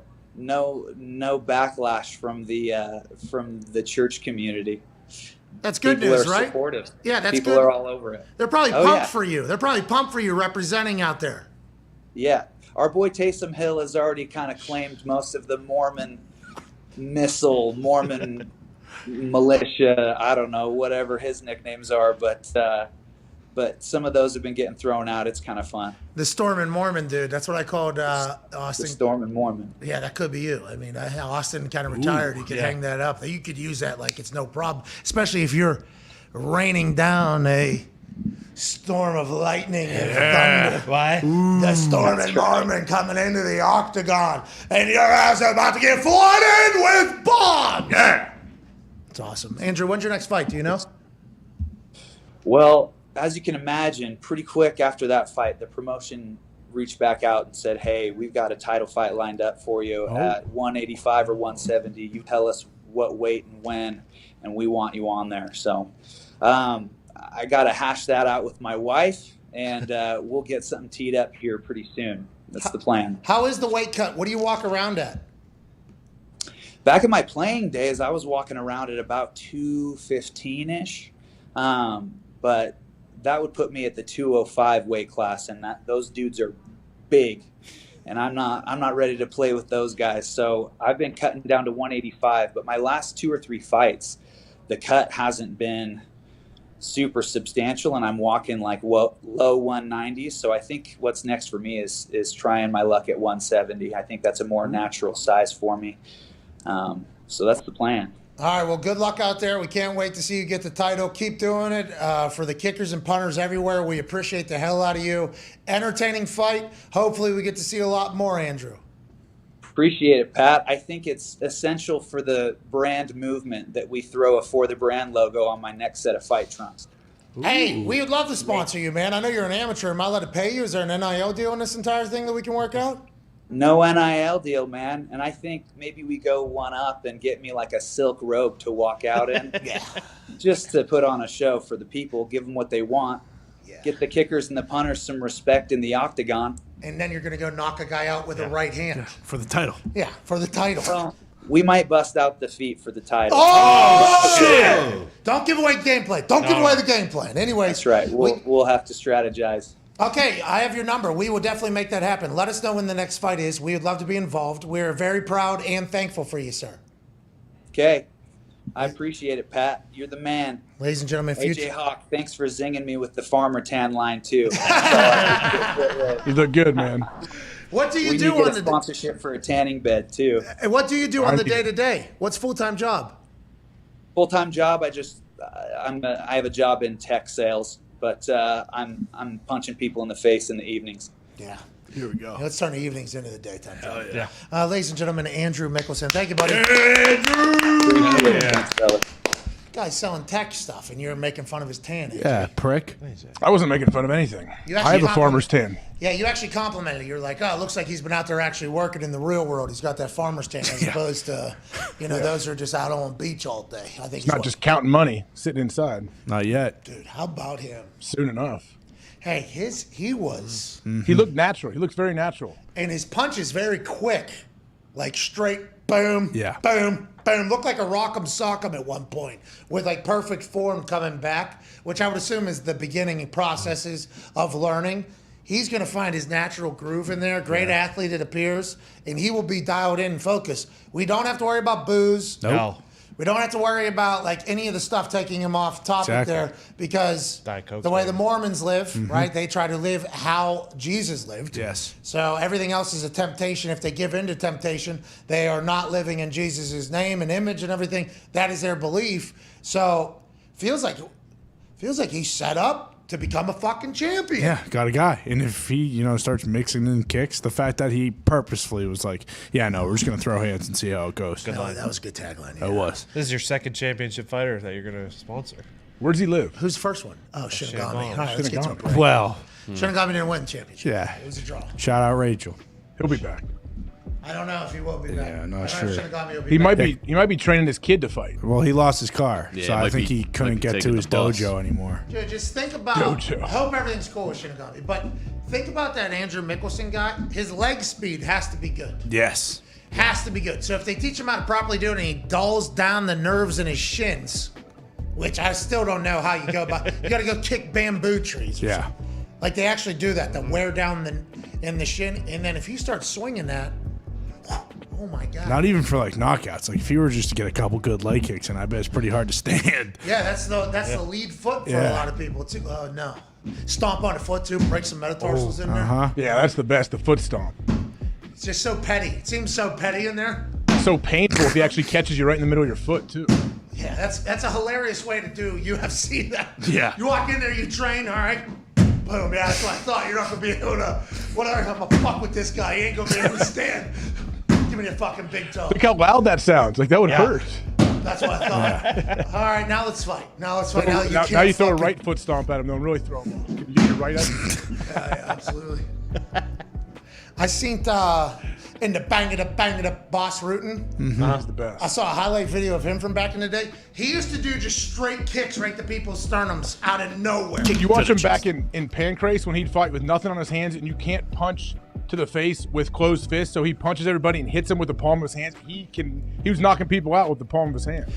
That's why you like this. You bang it up, bang it up, bang it up. That video was before internet was on phones. What an icon. That's so amazing. Being able to just walk into a ring, by the way. 2 men enter, one of us is going to get knocked the fuck out. There. That's crazy. That's awesome and crazy at the same damn time. Yeah. You would do it, huh? You want to do it? No, I told you, man. I have so much respect for those dudes and girls that do that. It scares me to death. It does. Me too. Yeah. And what weight class? Like I weigh 240, 238. I'm not getting down to 205. And even 205, those guys are too big for me. That's my problem. I'm like 6'2", 250. Okay. Who am I fighting? John Jones? All right, I don't think so. Francis Ngannou? I don't think so. Then you're in his weight class. But that's like the celebrity boxing thing. I would have to box a heavyweight or whatever if I get in there. Heavyweights are naturally going to have more power in their You hands. do different weights though, right? They're not like there's not weight classes in all of these celebrity boxing matches, is there? I'll tell you what, I won right to class last night in the AWC and took on Moneymaker, the champ, first round knockout. How you doing? 115 punches. In the AWC. Yeah. The AWC is going to be a Tahoe, pal, and if you think you can step in there and dance, just I still have the AWC. What do you mean? I have an AWC. Well, listen, you never use your AWC. I'll take my AWC out there so you can fight against the people that I fight against in my game, and I'd like to see your outcome, pal. I don't know. Your arms may get a little tired if you're doing the AWC out there and then trying to play golf. SummerSlam is 32 days away. Not word. Are you rematching Vince? I don't know. I don't know anything right now. I'll watch the program. Well, what I'm saying is I'll watch the program too, but the program might be vastly different because I have to get in shape. There is not a lot of time. Yeah. Yeah, right. 30 days. More than 30 days, right? We got a golf tournament. We got a vacation. There's stuff in between. Golf tournament, the pounds are gonna fall off you. You never think how much you're gonna be walking out there. True. Yeah, Up but and also down hills. you're gonna blink, and then all of a sudden it's gonna be 10 days away. You're gonna be 225 before you know it. Okay, I like that, especially with the help from Quest Reese's. Hell yeah! What a great deal for Quest today. That guy doesn't own it anymore. Oh, he doesn't? Sorry for $1 billion to some big conglomerate to give a fuck about anybody. Genius. Oh no. All right, we're back in 4 minutes. Thanks, bazillion-dollar company that owns Quest now. Oh, Atkins owns it. Okay. All right, Atkins. There you go, Atkins. Better hope there's no PIF money in there. Huh? What? Better hope there's no PIF money in there. No, Jenny Craig bought Atkins. What money? Jenny Craig. What are you talking The about? Public Investment Fund. Oh, jeez. Tastes good, okay? I don't need any more. Yeah, do we know who backed that? Who backs it? All good money. This is all good money. Yeah, even if it's not, you drive an electric car now, so that balances each other You're out. good. Yeah. The amount of batteries your Hummer takes, they probably had to dig a whole mountain out of. Listen, Nope. Make that. I addressed that when I first talked about the Batmobile. Mhm. Okay, I know that they had to take a lot of very important stuff from the earth to create the batteries that have to power the biggest car on the road and the fastest car on the road, Yeah. with the most electric accessories inside of the car on the road. But in the long run, with the way I drive that thing, the amount of gas that I'm saving from not being pumped out of the earth, which if it doesn't happen in America and happens somewhere else, is good, right? Don't worry, they're going to get that stuff from Mars soon anyways. They're going to go inside Mars. They're going to find something they don't want to find. They're going to be like, hey, where's your guys' oil? And it's going to be a alien space. Yeah. We fucking live here, dude. Get the fuck out. Just don't go into the ocean either then. Hey, there's a lot of alien shit coming out right now. You know the thing we saw, AJ? No wreckage. Yeah, and sometimes there's no splash. The one that got released last night, splash as entering into the water. This is not the one that I was just talking about with that. These are the mysterious lights off the San Diego coast, which is where the Navy SEALs are, right? That's where the Navy is. Yeah. So all these UFO things are all happening around military shit, right? Always have been. Yes. And just like Camp Atterbury's right down the road here in Indiana, which is probably what Foxy and I saw. Interesting. We would like an apology from you and everybody. You mean you owe us an apology because you saw military aircraft that they're not allowed to talk about yet? Is that what you're saying? You just don't get it. Is that why you're saying why it's around military bases? Because it's our own stuff that we don't know about and it's classified? No, it's other planets saying, what the fuck does this planet got? And then they go zoom around 1,000 miles an hour, and then they leave. They're like, they couldn't keep up with our shit. Don't even worry. They couldn't keep up with their shit. Don't worry about it. Advanced scouting, dude. We have some breaking news in the real world. Ooh. A verdict has come in. Ghislaine Maxwell Oh, shit. has been sentenced to 20 years in prison. Ghislaine, who looked like that in a sketch. Who drew this? The same person that did the Tom Brady sketch. Yeah. The same person that did the Cristiano Ronaldo mug for whatever Hall of Fame thing. Yeah. What piss poor artist did this? It was probably quick in there. Happy they didn't get COVID. They're protecting themselves. 20 years in prison for sex trafficking. I'm sure she'll serve the entire thing in there. Definitely. I'm sure there won't be any fuckery, AJ Hawk. Yeah, none. 20 years, I guess, for sex trafficking. Man, we didn't get to see any of the trial. Do we know anything about this? It seems like everything's a bunch of bullshit. But 20 years in prison, thank you to the justice system for, really hammering dimes. Are they going to put her in the same prison that old Epstein was in? With the same exit? I mean, from that sketch, I don't even know if she's in there right It's now. not enough. What's not? For what they did? Sentence. 20 years. Yeah. Oh, yeah, I know. What does that mean for Deshaun Watson's trial? That is something to keep an eye on. 20 games. Is there any carryover here in judges or anything? Verdicts, they do come in threes, don't they? No. That's life verdicts. Oh. We're out of here. We're back in 4. We'll answer some phone calls in a 5. First thing I thought of when I thought Ghislaine's getting sentenced, this has big ramifications for Deshaun Watson in the NFL. They must be next. We're back in 4 minutes. We're back next. And then you know who's after that? Who? Let's Gruden. explore that next. Oh, yeah, Gruden. And then Snyder might get subpoenaed by the time that 20 years is up. That duct tape's going to wear off on his hands. I wish I could hold the subpoena. It's slipping out of my hands. He's like an otter or a seal with that thing. Sorry about it. Can't get it. He said he didn't have the internet in France where he's going. That's why he couldn't Wait, do what the about What about the employees posting pictures on his yacht? Yeah, on his yacht. They don't have they Wi-Fi. went to the hotel to get the Wi-Fi. They Oh. obviously didn't sleep on his yacht. Hang with pretty people was the hashtag, I believe. it was. Yeah. I mean, his yacht being called Ladies also is kind of flying under the radar here. But it is not the plural of ladies. It is lady. S. So it's like ownership lady. Instead of IES. LADY. Apostrophe S. So that's ladies. Y'all. Showing possession, right? Yeah, Yes. it is. So that's him trying not to be sexist. I don't get it. What? I don't understand. If you say those ladies over there, you're going to say LADIES. Plural is ladies. LADIES, what he said. Is it Lady S for Lady Snyder? Well, what's the apostrophe for? Because then it would just be I didn't see Lady the Space. He's claiming that he owns her. There's no apostrophe. no. I don't know. There might be. I didn't see. Yeah, he's claiming possession. Of his. No. He might be. I don't. It's not He's a good. bad guy, but I don't think that's what this. No, anything's possible. There's one called Dudes. DUDES. Okay. That he That's owns? sweet. And then there's. Oh no, it is Lady No, S. Yeah, Lady S. Yeah. So it's Lady Snyder. Okay. And where is he right there? Well, the issue with this is he's anthropomorphizing a boat. Yeah. And You're right. I'm fucking sick of that happening with this guy. And isn't his wife Not gonna happen. in DC because she's running the team right now? So is this like a I'm always with my wife situation? I believe his yacht is his side bitch. Okay. Is she there? Is his wife with him? I didn't see her in the photo. Would she be with the commander? But she doesn't have internet, so we don't know. He wasn't in the photo though that I saw. Because he doesn't have internet. So Yeah, he's also duct taped. duct tape hands. Yeah, it can't be I want to photographed. buy an international plan. How about him putting fucking milk in the suite of that one person that charged him too much he thought for land for parking? The learners. Did you Is hear there about- anyone that goes to bat for him, for Dan Snyder? No. What about his own wife? Lady S? Maybe his boat, yeah. What about Raj? Well, After the Papa John call. yeah. All right, we're back in 4. We'll figure it all out in 4 minutes. We'll see you then. The whole Dan Snyder situation will break down in 4 minutes from Hell top yeah. to bottom. We'll get to the bottom of it. Also, Andrew Brandt will call in about 5 minutes to say, hey, what's going on with Deshaun Watson? Plus some phone calls on the Fire Engine phone line. Cheers.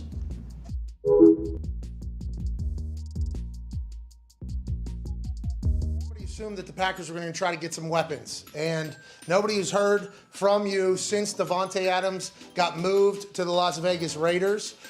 When that move happens, obviously we know the connection and the relationship that you and Davante have. You've talked about it on this show ad nauseum and how much respect you have for him. Did that surprise you? Obviously you're not going to be able to replace a Davante Adams, but how has that conversation evolved with the Packers from you, and what do you think are going to be the steps going forward? Well, we've had a lot of success with the second and third round receivers in Green Bay. You look at Greg Jennings and Jordy Nelson, Randall Cobb, James Jones in the third round, obviously Davante Adams in the second round. Those guys turned out pretty good. So I'm not sure. I think we're about to pick here in a second, but you know, it was a little surprising with Davante. Obviously, when I made my decision, I was still thinking he was going to come back. You know, I was very honest with him about my plans and my future and where I saw, you know, my career going as far as how many years I wanted to play. But I felt like, you know, he was going to be back. Didn't obviously turn out that way, but I have so much love for Tay and appreciate the time we spent together, and definitely wish him the best with Derek in Vegas. But that's a big hole to fill for sure. Yeah, Davante's an absolute stud. And thank you for talking about that, by the way. I think people are going to be intrigued to hear that. Whenever you said that it did surprise you a little bit, I saw Mad Mel Kiper shake his head, but it doesn't sound like you are that pissed off about it either. You understand business is business, and you have faith and trust in Goody and LaFleur and everybody over at Green Bay, much more now than maybe in the past? Well, it is the business. You know, it's a tough business. It's a wonderful profession. And those of us who've been blessed to play for so long realize that completely. And there's a lot of things that happen that surprise you, even still. And I thought that based on the number that we offered Davante and, you know, being able to play with me for a few more years would definitely make a difference. But in the end, I think he was ready to move on and wanted my help in making that happen. And it was a tough position to be in for sure, because I love him and I care about him and want him to be happy. And he's definitely going to be missed. I rehabbed my knee all night for this.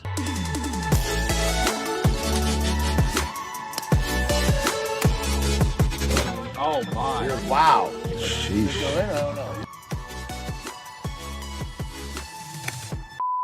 He's not yet found his swing this morning. Look at him. Are you fucking whispering right now? The Miz. By the way, love the show, Pat. Hey, I appreciate you, man. Oh, you weren't talking to me? Hey, when you get sick of it, we understand. I don't like it because you hit a nice straight shot and it's like a small half swing. Annoying. Let me show you how it's done, okay? Because you line up your ball. See, you have that little line there. I can't do it like this. You go like this. You look at it, check it out. You take a couple practice strokes, and then you just put the ball in the hole, like that. Easy game. It is an easy game. It was just a bit off. And there you go. That easy, guys. So after Tahoe, are you going pro? There it is. It's in the hole. Don't turn it on. Don't turn it on. You don't want it. Don't want it. You got a nice little hat on. You got your sunglasses. You got your ones that aren't even out yet. Don't turn it on. You can hang out with your boy Aaron Rodgers all day.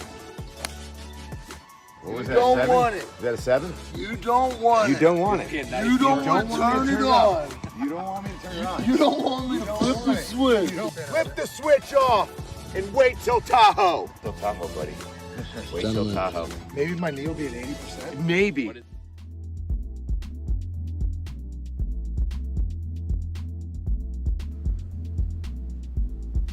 Welcome back to the show. Just got a text from the Miz.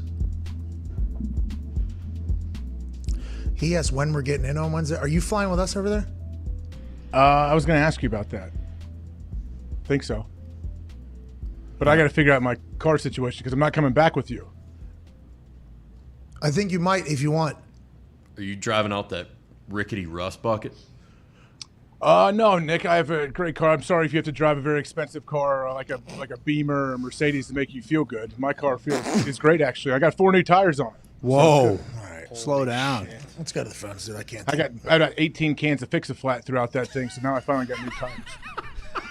Jeff Gordon. No joke. No joke. The perseverance of his tires. Yeah. 18 Fix-A-Flats still rolling as if it wasn't a problem. It is incredibly impressive, especially on the streets of Columbus. We're going out there, Wednesday, right? And then there's a meeting Wednesday? Wednesday night, yeah, it's like the players' meeting. We'll be there for that. Okay, sweet. No, you tell. Yeah, it was a question. Will we be there for that? Yeah?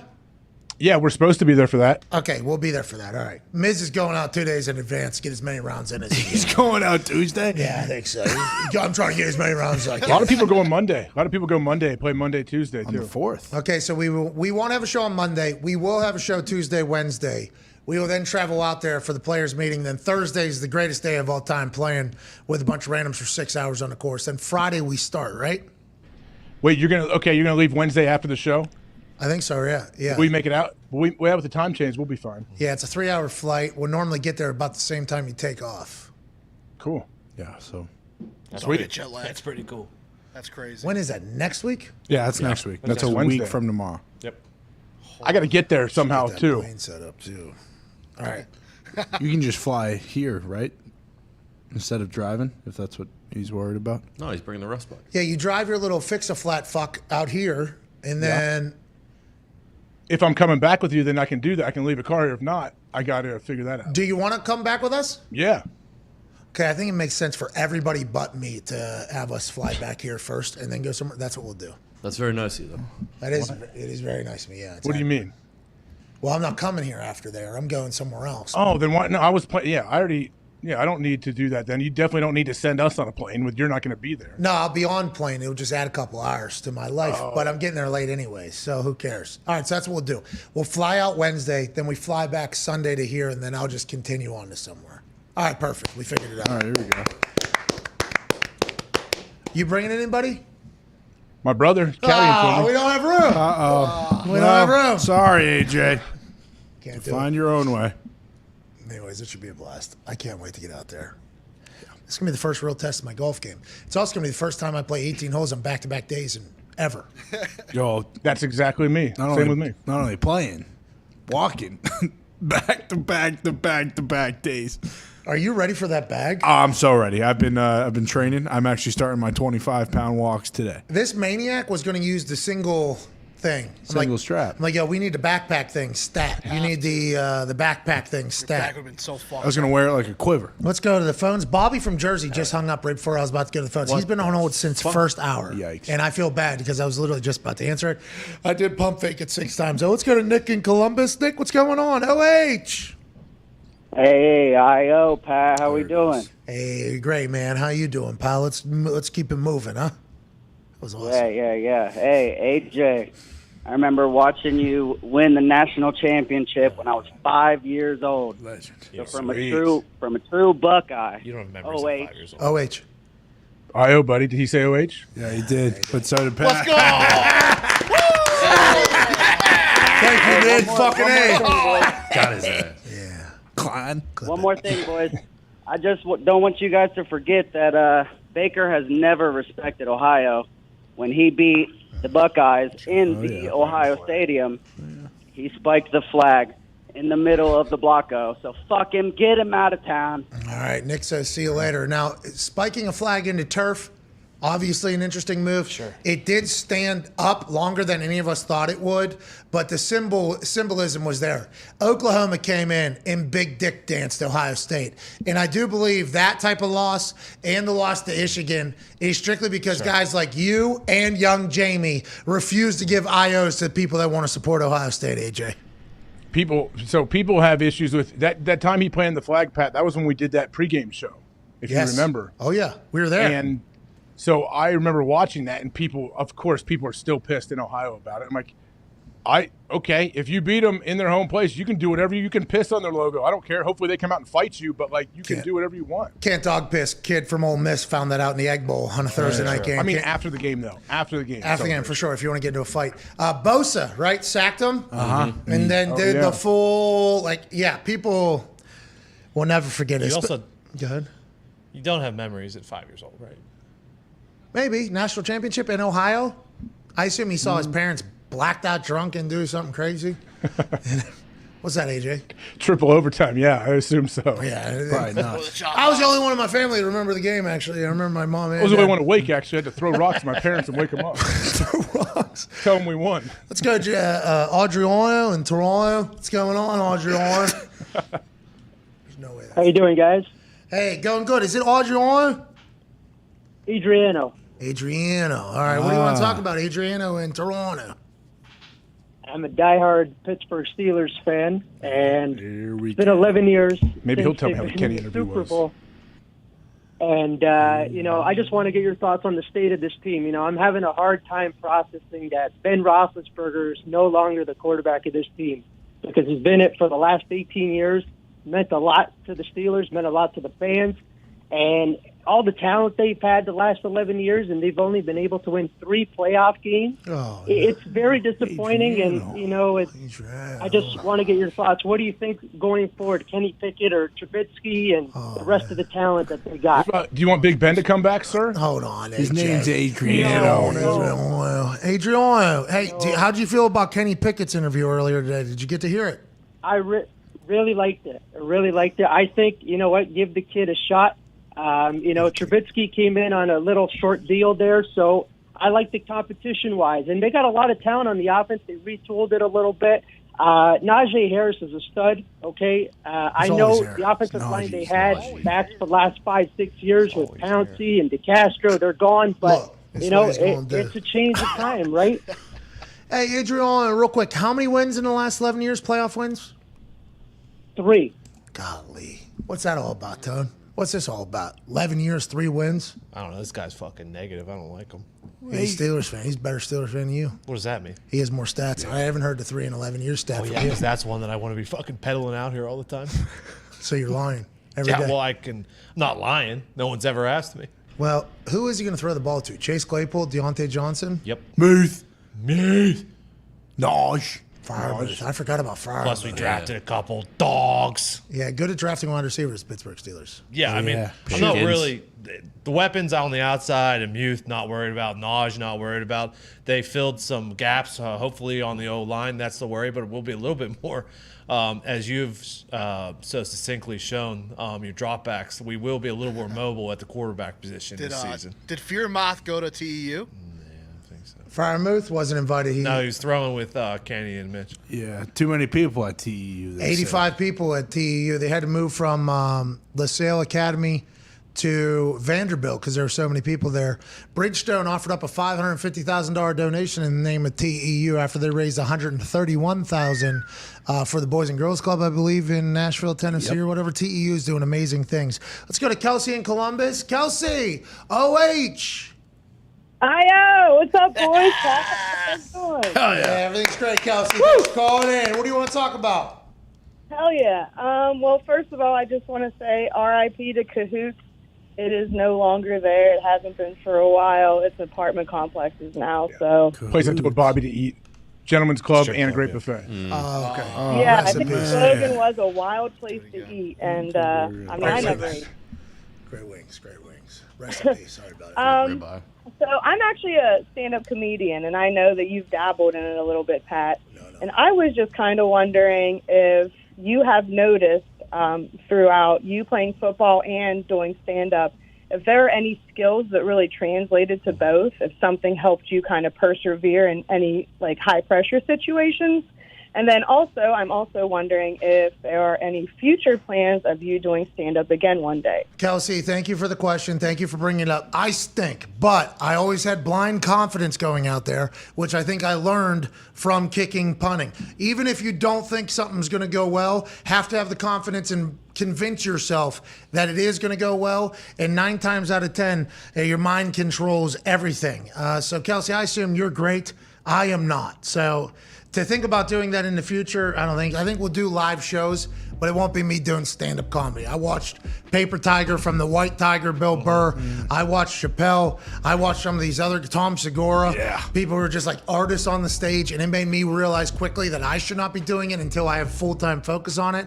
But Kelsey, go out there and kill it. You know you're going to. Some crowds won't like it as much as others. Enjoy yourself, and hopefully we'll see you at the top of the marquee, Kelsey. Thank you for calling. AJ, anything to say to the Chris Mad Dog Russo listeners coming on the other side of this 6-minute break? That Tuesday, Mad Dog's usually juice. Tomorrow he's with Stephen A, so he's getting ramped up probably. Oh, so a lot of day is the prep work for tomorrow on First Take. We'll see you in about 21 hours. Goodbye.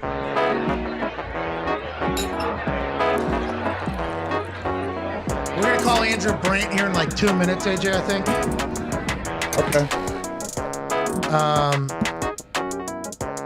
Still nothing from that, huh? I would have definitely thought by we're not going to hear anything. Something. Well, that's what AJ basically said to Rapport. He said, "Are we going to hear Sue Robinson's ruling, or are we just going to hear?" Why would we though? Because we're not going to know the final deal until after the appeals. So why would we ever learn? Hey, she suggests her ruling is 12 games. We're going to wait 42 days and figure out what it really is. The only way we'll hear about it is if Roger Goodell takes her ruling and makes it the ruling. Mm-hmm. Yeah, because he'll say, "As Sue Robinson recommended and ruled, we are going to do this." Now, if he changes it at all, he will say, after consideration and conversation with Sue Robinson and the thing, we have decided to go with this. Like how he words the layout of it is when we'll either learn or not. And the NFL knows they got to keep this close to the vest because Sue doesn't want it to get out there because it undermines her power if it's different than what she's thinking. The NFL doesn't want it out there because the NFL doesn't want to make Goodell look terrible. And the NFLPA knows they got to do business with the NFL forever. So this is going to be, I think, very close to the vest, even though you said to Ian Rappaport, like, are we ever going to hear it? And Rappaport kind of alluded to us hearing it. Zito just said there is breaking news in my ear.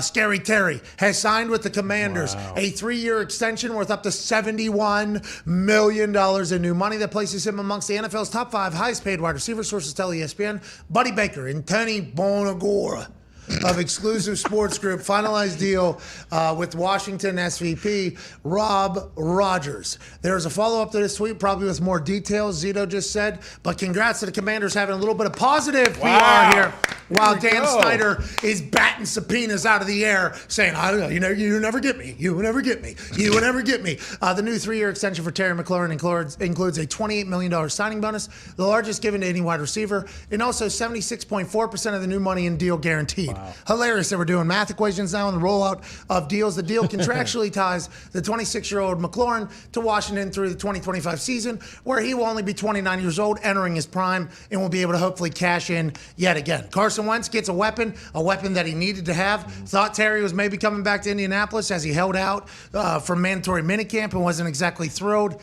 with everything going on there. As you could tell, young guy became a leader out of the Ohio State. Now he makes money. 76.8% of that money is guaranteed. AJ, how do you feel about it for Scary Terry? That's pretty good. And the best part about all of it, he will be a free agent again before he is 30 years old. So the guy's going to go dip again when who knows what salaries may be by that time. And what wide receivers are getting paid by then could only go up with the way the game is expanding. Congrats, though, to the Commanders getting something done here. They had to. Yes. I mean, with Dan Snyder going from non-internet having place to another non-internet having place, and dodging subpoenas and batting them like he's playing tag with the Oversight Committee. Sure. And then Carson Wentz's photos rolled out. And although the Commanders called him a rocket, other people called him other things. And all the news out of there with, not hosting a World Cup game because the stadium's too trash. Not getting a new site because the local state whatevers say no. This is great news for the Commanders, and we are incredibly happy for all of them. Yeah. There you go. Commanders. Good job. Yeah. Let's go. Are they Super Bowl favorites now? Well, much better off than if they didn't have Terry. Absolutely. If they didn't have Terry McLaurin over there, think about that. Paying Carson Wentz $30-some million. You got Chase Young on the other side, a young star. But if Terry McLaurin is not a Commander, is there any upside to the Washington Commanders? Yeah, really, it's just that D line, and then it would completely depend on how their rookie wide receiver from Penn State, I think Jahan Dotson, that they drafted at 16. To be clear, Ron Rivera said from the beginning, you don't let a guy like Terry McLaurin go anywhere else. Yeah. He's not going anywhere else. We've been working on a deal for the last 8 days. We will get a deal done. He's not getting traded. We don't care what tweets he likes, who he follows, who he compliments. We cannot let a guy like Terry go out of the building because everybody else in the building is watching a guy who came in, was young, was a leader, did his job, was able to ride the wave of bullshit that was happening around and still put on an incredible product for this team. The fans love him. If we don't pay that guy, everybody else in the building is going to be like, well, who do you pay around here? Carson Wentz is a guy that you pay, nobody else. So Ron Rivera has been very, very vocal from the beginning that they will get a deal done with Terry McLaurin. Here we are Tuesday, June 28th. Dan Snyder's in Napoleon's hometown, and the Commanders have signed Terry McLaurin to a 3-year deal. Yeah, pretty huge. I mean, but this doesn't – you're not taking them over the Eagles or the Cowboys. There's no chance. Well, how many poop pipes are going to burst in the stadium this year? How many railings are going to collapse? True. How many more exposés are going to happen? Will there be a House Oversight Committee? The Commanders currently sitting at a whopping plus 500 to win the NFC East. Don't think that's going to move with Terry McLaurin signing here. I think that'll remain the same. Plus 120 with the Cowboys. I don't think anybody's taking the Commanders over them, but plus 500 is not bad money if you think Carson Wentz is going to get hot over there. Yeah, not bad money. And there's that stat. Last 16 years, they haven't had that back-to-back division winner, so it's really just either them or the Eagles. That's right, and that's a good stat to take us to this point. We don't know shit about fucking the legal world or in how most of this stuff operates. That's why we are very fortunate that a guy joins us who's been a sports agent. He's been an executive for a team, the Green Bay Packers. He's signed contracts. He's been in appeal processes. He writes, I believe, a weekly newsletter about everything happening in the business of sport, which is very prevalent right now. And his line is, there will be lawyers. Joining us now, a lawyer, a sports exec, a football guy, the man that signed this deal to his first $200 million deal, number 5 overall out of the Ohio State, Andrew Brandt. Andrew! How are you, boss? Hey, it was, 16 years ago, AJ? Yeah, 16 years ago. This time of year, right? I'm sweating in my office, worried about frickin' AJ Hawk, because that was before the new CBA, where all these contracts are preordained, prefabricated, pre-done by the CBA. We actually had to do these deals. And the hardest deals to do were top first-round picks.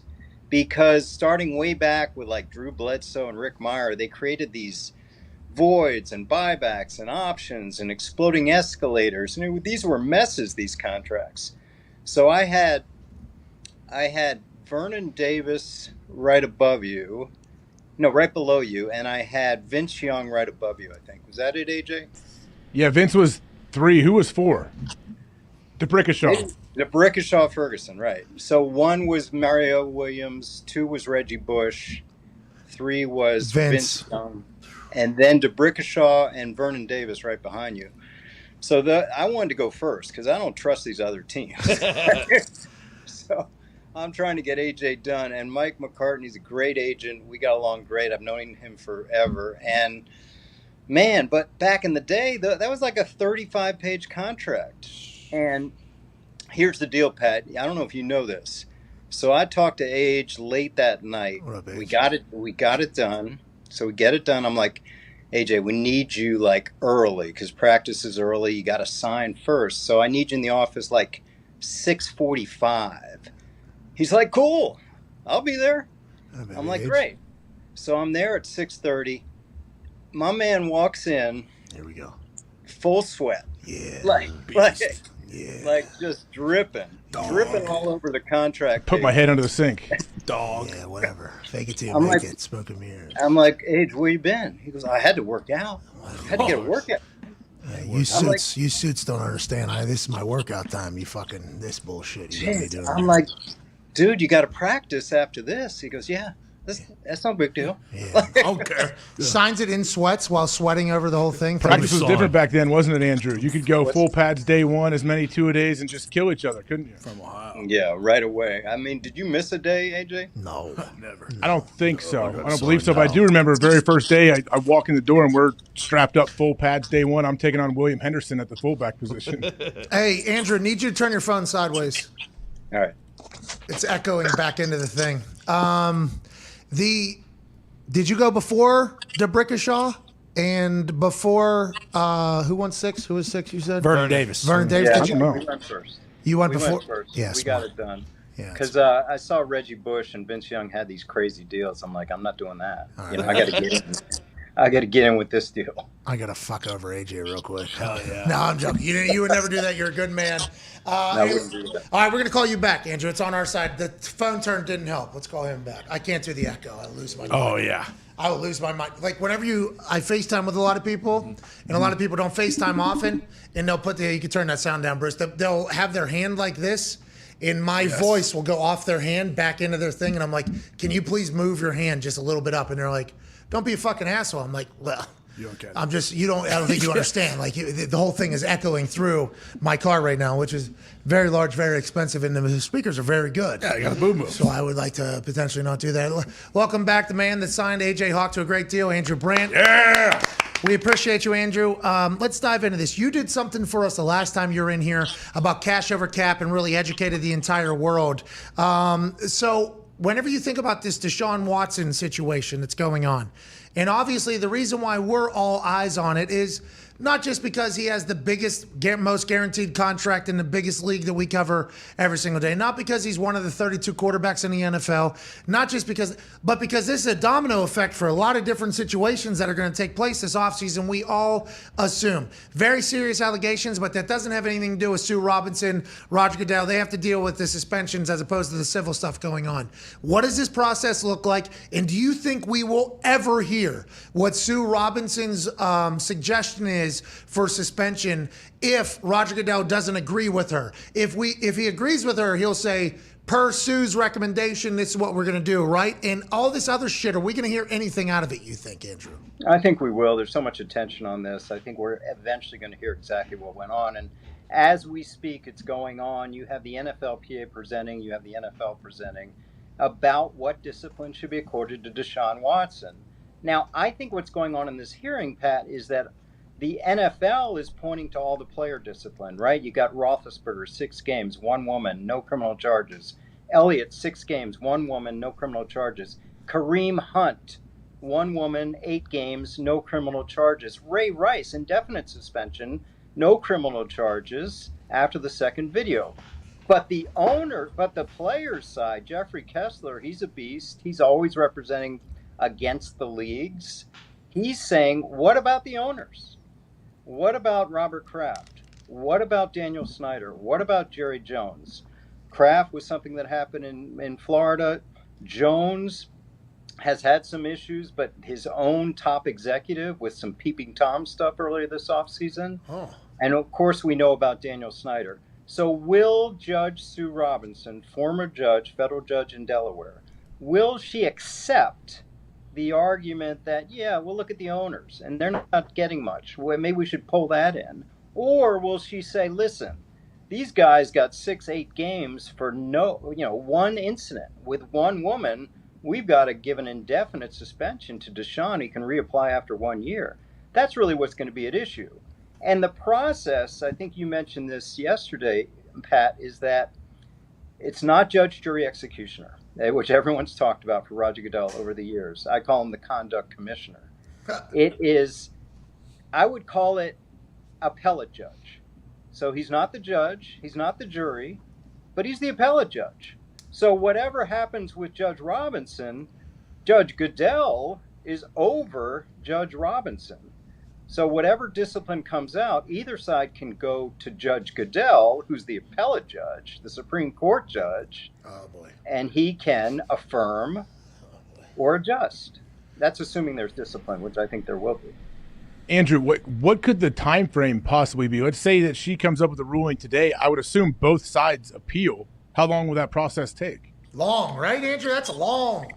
I think I think the understanding, and listen, I keep getting back to this. You think Jimmy Haslam, I mean, people can have their own feeling about the Browns, and I've talked about it, but he's not going into this without his guy, Goodell, saying, we're going to know by the season, right?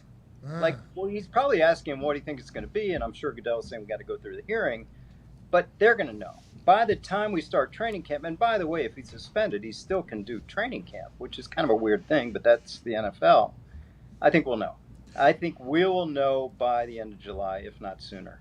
You said something on our show the last time you were here that made waves around the internet because nobody really understands what Deshaun Watson's contract is. We know $230 million guaranteed, but everybody assumed that there would be voids in that contract and outs for the Cleveland Browns. You said that the first 2 years of that deal, including the signing bonus, are locked in, no way out of that. Is that accurate still? And can you reiterate that fact about how good of a deal this is for Deshaun Watson, who didn't play last year, has the most allegations in the history, and is staring down probably not playing this year as well? Is his agent, David Mulligata, maybe the best contract designer in the history of the NFL? It's the best contract in the history of the league. We have waited for the white whale. I've been waiting for the white whale. The 5-year fully guaranteed, like an NBA, like Major League Baseball. Would it be Aaron? Would it be Mahomes? Would it be Brady? Would it be Josh Allen? Hey, it's this guy. It's this guy. He has the strongest, most secure, and largest contract in history. And we're going to wait and see if Lamar Jackson, Joe Burrow, etc., are affected by this. It's up to their agents to really press it. But geez. And let me go through it. Year one is what we're looking at now. So 2022. He's going to make $45 million locked. It's already paid. Signing bonus, $45 million. Done. He can't give it back. It's not subject to forfeiture for suspension. So the only thing subject to forfeiture for suspension is the $1 million salary. That's it. So if he's gone a year, instead of $46 million, he makes $45 million.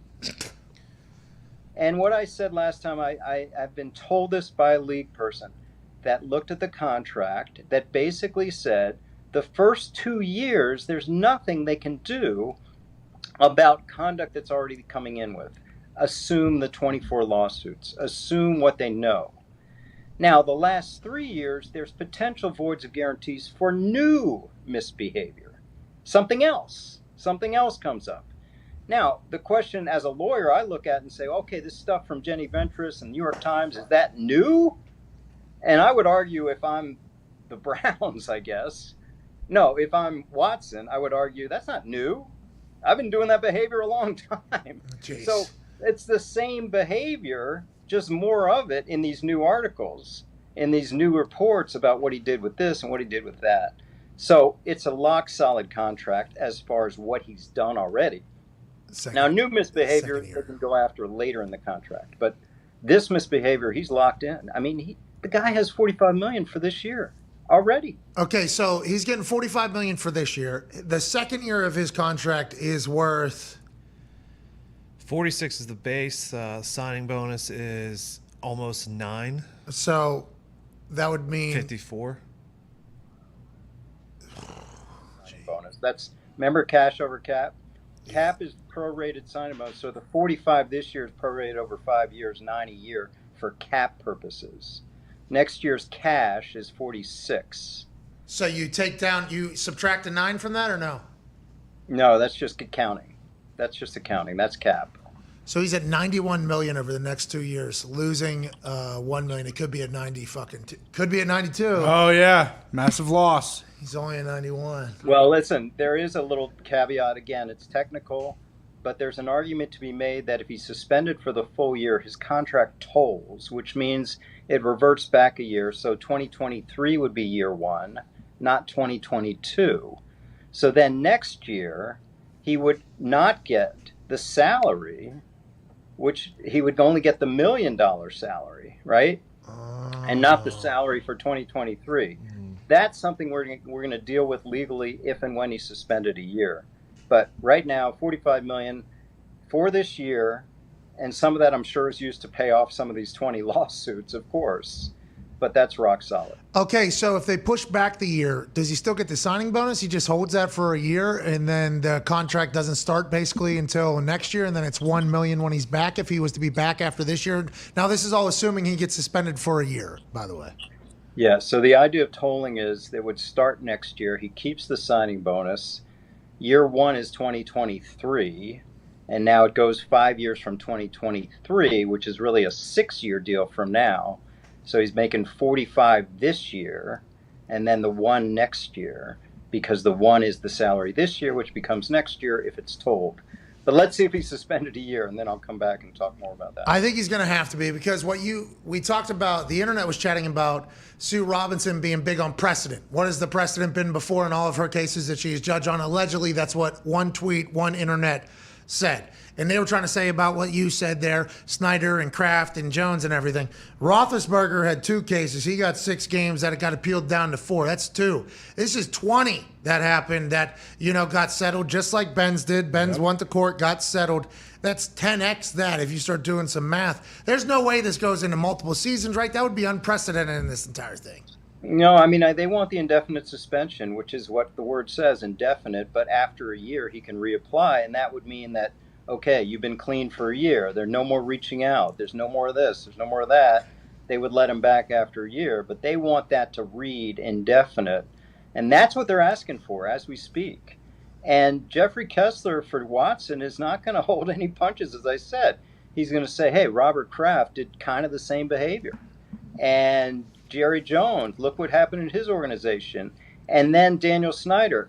But the argument for the league with Daniel Snyder is, hey, he was given a $10 million fine and he's suspended for the year. This is supposedly his wife's team for this past year. Now, whether that's been actually true or not.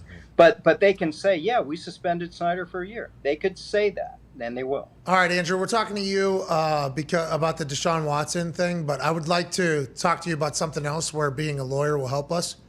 How do you just refuse a subpoena? Did he duct tape his hands?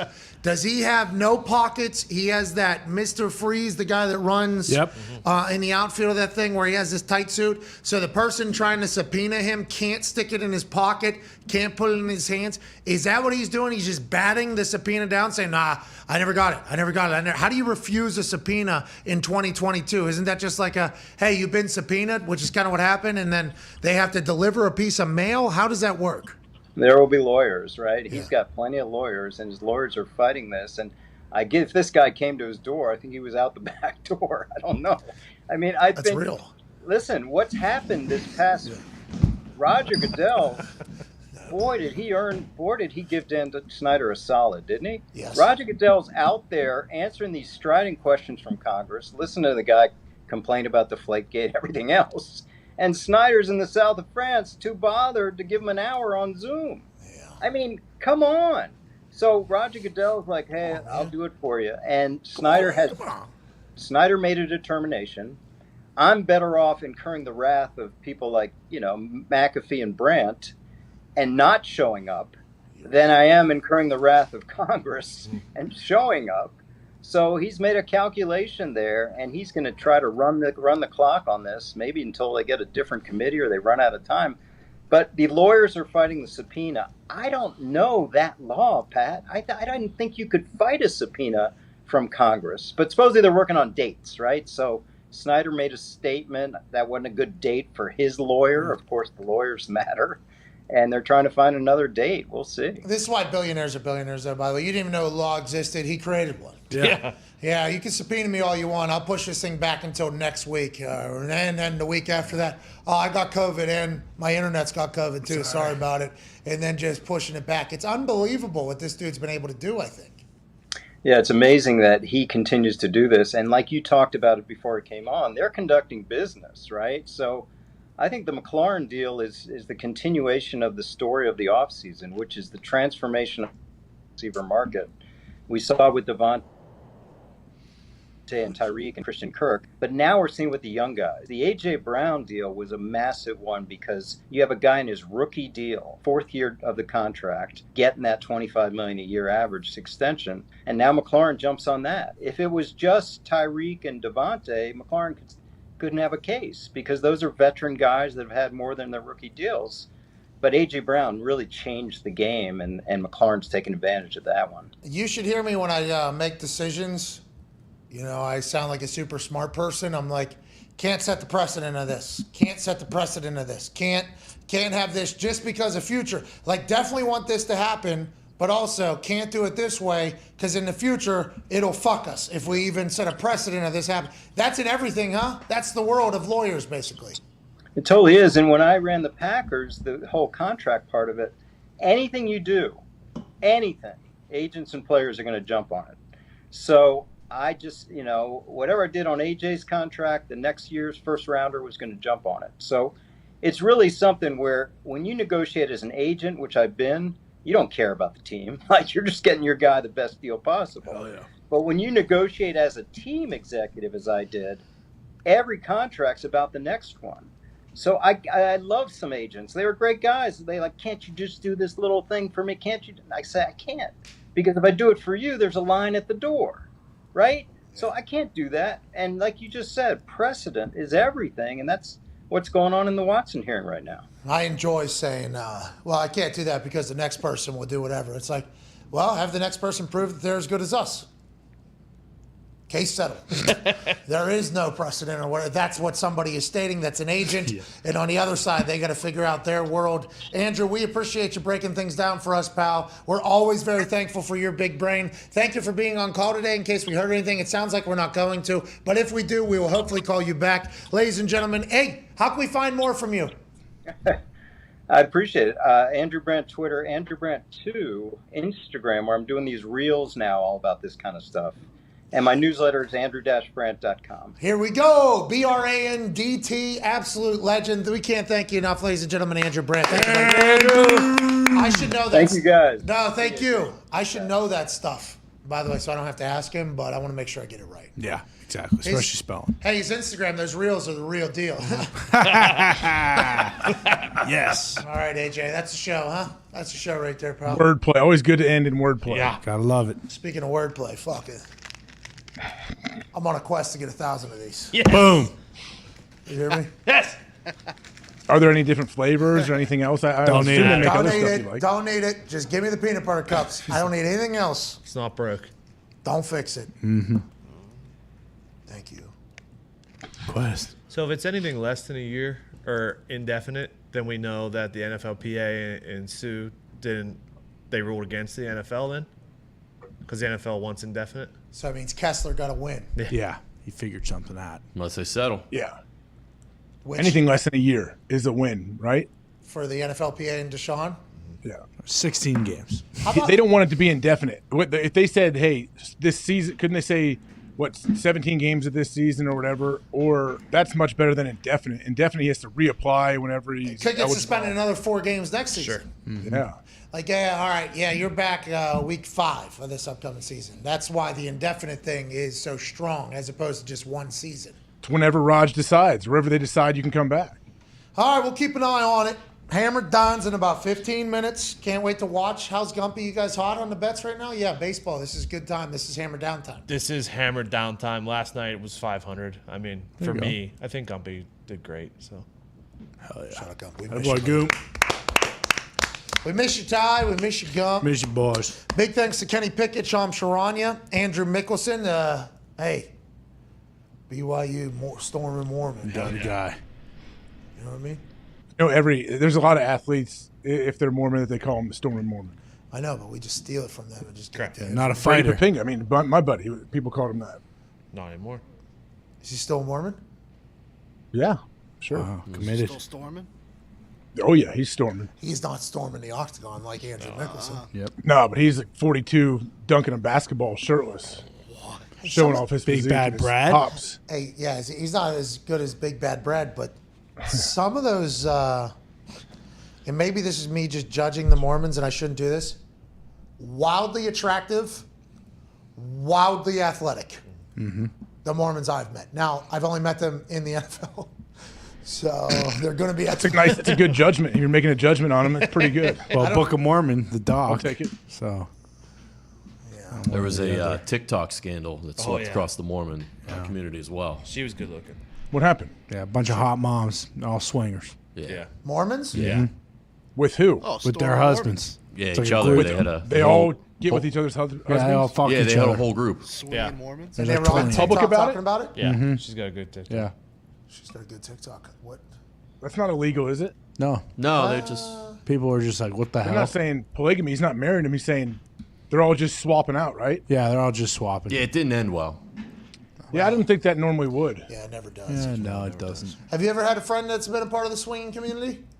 Yeah, I've had a couple of friends that have been in really weird, open situations. Yeah. Yeah, me too. Always ends well. Yeah, how's it work for Bob? That's weird. No, definitely not Bob. I've sat down to have some drinks with somebody, and they start laying out how their relationship is. And I'm like, you're not in a relationship. yeah, it's the best type of relationship. You know, she gets the shoe on, so I get what I want, and we love each other. I'm like, all right. Then, like, I don't know what, 8 months later, yeah, she loves somebody else a little bit more. Yeah, never would have guessed. She dude. swung away. Never would have guessed. It was fun though. It was absolutely fun. Or the guys, I'm sure you know guys that, yeah, they're living in an open relationship. They can do whatever they want. I'm like, oh, cool. So your girl does that? No, absolutely not. She can't do anything. No, what are you talking Oh, about? She's cool. gonna This should watch. be Nice. I'm sure that's going to work out. So I've never met anybody like that, but I could assume that exists, and it's like It doesn't last long. Yeah, that'll end well. sounds like a cake and eat it too type situation. Always ends up working. And I would once again say, doesn't sound like you're in a relationship, right? No. I don't know. It's not. You tell me. But I'm too dumb to understand those things. I'm too dumb to Me understand. too. That's on me. I do enjoy the combos though. Whenever I get trapped in them. Oh, they're the best. Here we go. Because I guess there are some couples that like last. There's people that make it work, right? Yeah, like forever, like last forever and do it. All right. Have you ever heard of a situation like this working? Is my question. Yeah, absolutely. They go to their phone and look at this. I'm friend with on Facebook. They've been married 20 years now. I'm like, all right, well, okay. I guess there is precedent on this having success. I'm not 100% sure, but hey, whatever makes you happy, right, AJ? Yeah, man. I don't judge. Whatever you want to do. Life's hard enough. You know, if you want to add even more drama and complication, and it'll make you better. Whatever will make you happy, go ahead and do what you got to do. I absolutely love it. We're back tomorrow with an average show.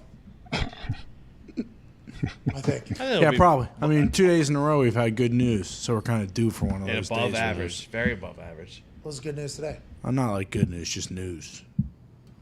Shit to talk about. Good news. Yeah. We talked about 3 subjects for 3.5 hours. That Carl Wentz in his Commander's jersey, good news. You were so fucking rude to that guy. So rude. Sorry. Yeah, still are. Sorry about it. He wasted a year of this city's fanhood. What do you want? He did. Put his body on the line. Not by his own accord. Yeah. He didn't have to. And that's the thing about the Commander. Too tough for his own good. He's got 2 top 100 O linemen. Is in Carson Indiana. Wentz supposed to be a tight end? Could be. Maybe you should try him out a few times. I think he's supposed to be a free safety. No. He's Yeah. a big boy. Yeah. He should go down to TEU if it doesn't work this year with the Commanders. Make a positional change. Oh. And just become fucking top 5 tight end just like that. Him and Logan Thomas should just switch because he was the quarterback. Now he's the Commander's tight end. They should just swap this year. Have him go back to quarterback. What's Logan Thomas's contract? Logan Thomas, starting quarterback for the Commanders, making $350,000 Starting at tight end, Carson Wentz getting paid $35 million. Well, Thomas actually got a nice extension last year. $24 million last year. Yeah, but he did tear his ACL. Yeah. Let me just say, I have a blister on each one of my feet, on the backs of my ankles. Okay. And it hurts unbearably. I couldn't imagine playing quarterback with 2 sprained ankles. Me neither. So I think we need to. Are we golfing in those I think socks? you need to refresh your memory here and give a little more respect to what Carl was able to put together. And do. Absolutely Tough respect his toughness. Son of a bitch. He lost to Jacksonville with the playoffs on the line. Well, he also lost week before The team lost, not just him. Sure. Team goes as the quarterback, I thought. Defense did What was the final score? Like 24-11. But I think they had 2 possessions that started inside their own 30 because of Carl. It's tough to score down there. The field compresses. Well, and also the humidity and the clowns. Sure, a lot of clowns. A lot of clowns. Yeah. Listen, Carson will be. Carson's good is great. He's bad is just what the fuck. Maybe he's scared of clowns. That's something to think about in the NFC East over there. I'd love to see Jerry World all just decked out in clown noses. Scared of clowns. Yeah, that's fucking movie. What's that? John Wayne Gacy. Yeah. Waterloo, Iowa. Pennywise. You ever heard of him? I have. I didn't grow up with him, but I didn't grow up with the whole fear of clowns because I didn't never watch any movies. I guess there is people that are scared of clowns. Yeah, I didn't get it either. I was always a big. Oh, what's that fucking From freak wearing a it, paint? they're in the sewers grabbing people's kid, like grabbing your legs. Yeah, I don't like clowns. I would wish a mother in our sewers, if you were able to survive that thing and still be able to grab somebody. Our little group of savages, if we saw some adult hanging in the sewer, oh my God, that'd be so much fun. What are you doing? Hey, pal, we got nothing else to do today. Like you ran into the wrong group of kids here. We're just gonna ride these bikes around town. We're gonna go to the mall, or today, guess what we're doing? We're kicking a clown in the fucking. What, little kids were getting picked up? Where's that? Your town up there in Well, I mean, this is a clown that's not from this world. I got no This problem is- dropping firecrackers down there. None. Taking a piss down there. None. I don't know if this actually happened, did it? I think it happened in a movie. In the movie, yeah. That was a Stephen King novel. Why would if that would have happened in our neighborhood? Like that would have been something to do for like 4 or 5 days. Hey, everybody want to go kick the clown in the sewer? We would have beat the shit out of that Shit clown. out of that clown. Bunch of sticks. It would have been so much fun. Our town is the worst. Obviously, we've learned that as we grow older. But that is something that I do wish would have happened. That book would have been 8 pages long. You should have seen this fucking clown. We were selling. I was selling tickets. How old were you? I was 10 years old. I was selling $5 tickets to kick the clown. Come kick the clown. I had no ownership over the clown or the thing, but I was able to get people to give me $5 per kick. Boom for that thing. Yeah, people are deathly scared of clowns. Oh, yeah. Never. I think my wife is like scared of clowns. I get it.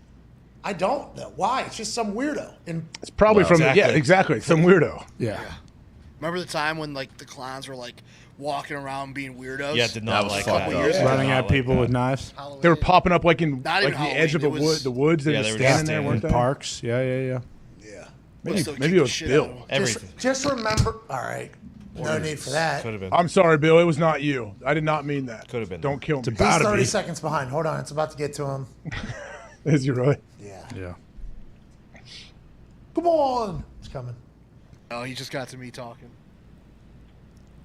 And boom.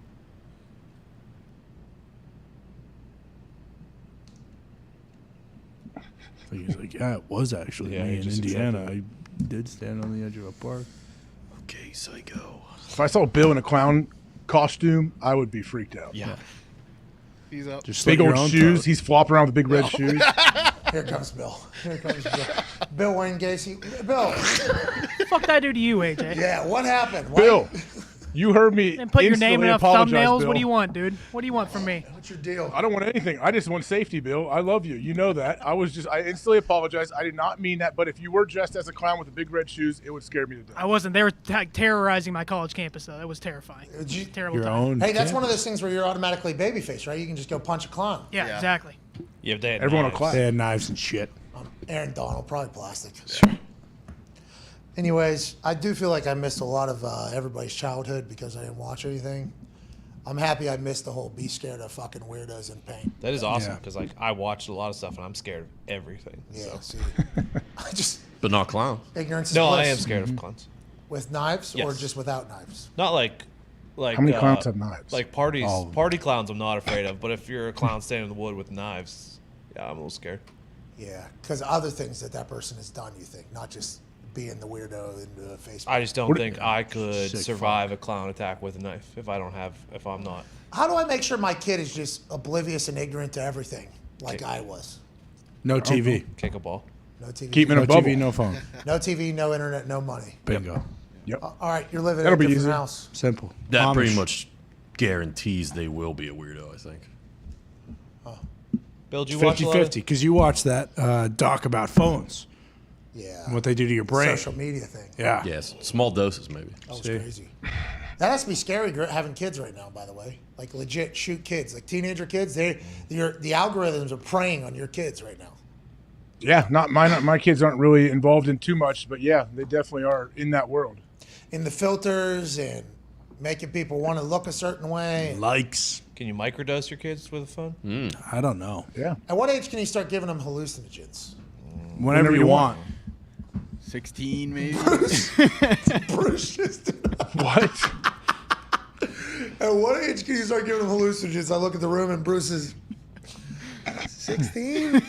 That's a hilarious number. What kind of hallucinogens you giving your kids? Probably just shrooms. Yeah, mushrooms. Whatever helps them fall asleep. Just shrooms. Whatever makes them not think the clowns are scary. Yeah, you just rub a little on their gums right before bedtime. I don't know if mushrooms or gummies. Okay. I don't know. And by gummies, I'm not talking like Put 'em in, the like- edibles. I'm talking about. Yeah. Cookies or something. What?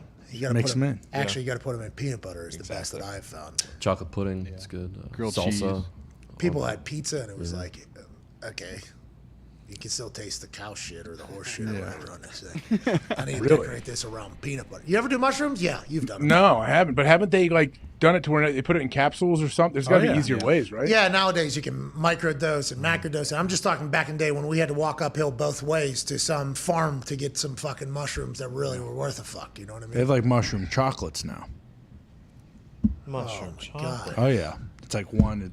You kids are so spoiled these days. I know. Do you these know what sons we of had to bitches. do back in the day to find to that eat fungus? shit. Yeah. Legit. Talk them out of poop. Had to figure out how to eat poop in the best fashion. You know what it is? Put it in peanut butter. That's what I learned. And you'd have a friend that would do it first before everyone else did. I was normally that friend. You know? Would you guys randomly walk around the woods just slopping through random piles of poop and tasting it to see if there's mushrooms in there? No, normally a farmer would have said things, and then you'd go see and check it out, and it was always some disgusting, dungy area, and it was like, if these are gonna work, fuck it, I guess we'll do it because we're getting drug tested for everything else now. So this is what we got to do, and it's either this or meth. So we'll do this, I guess, For now. and well, forever hopefully. But there were some that did.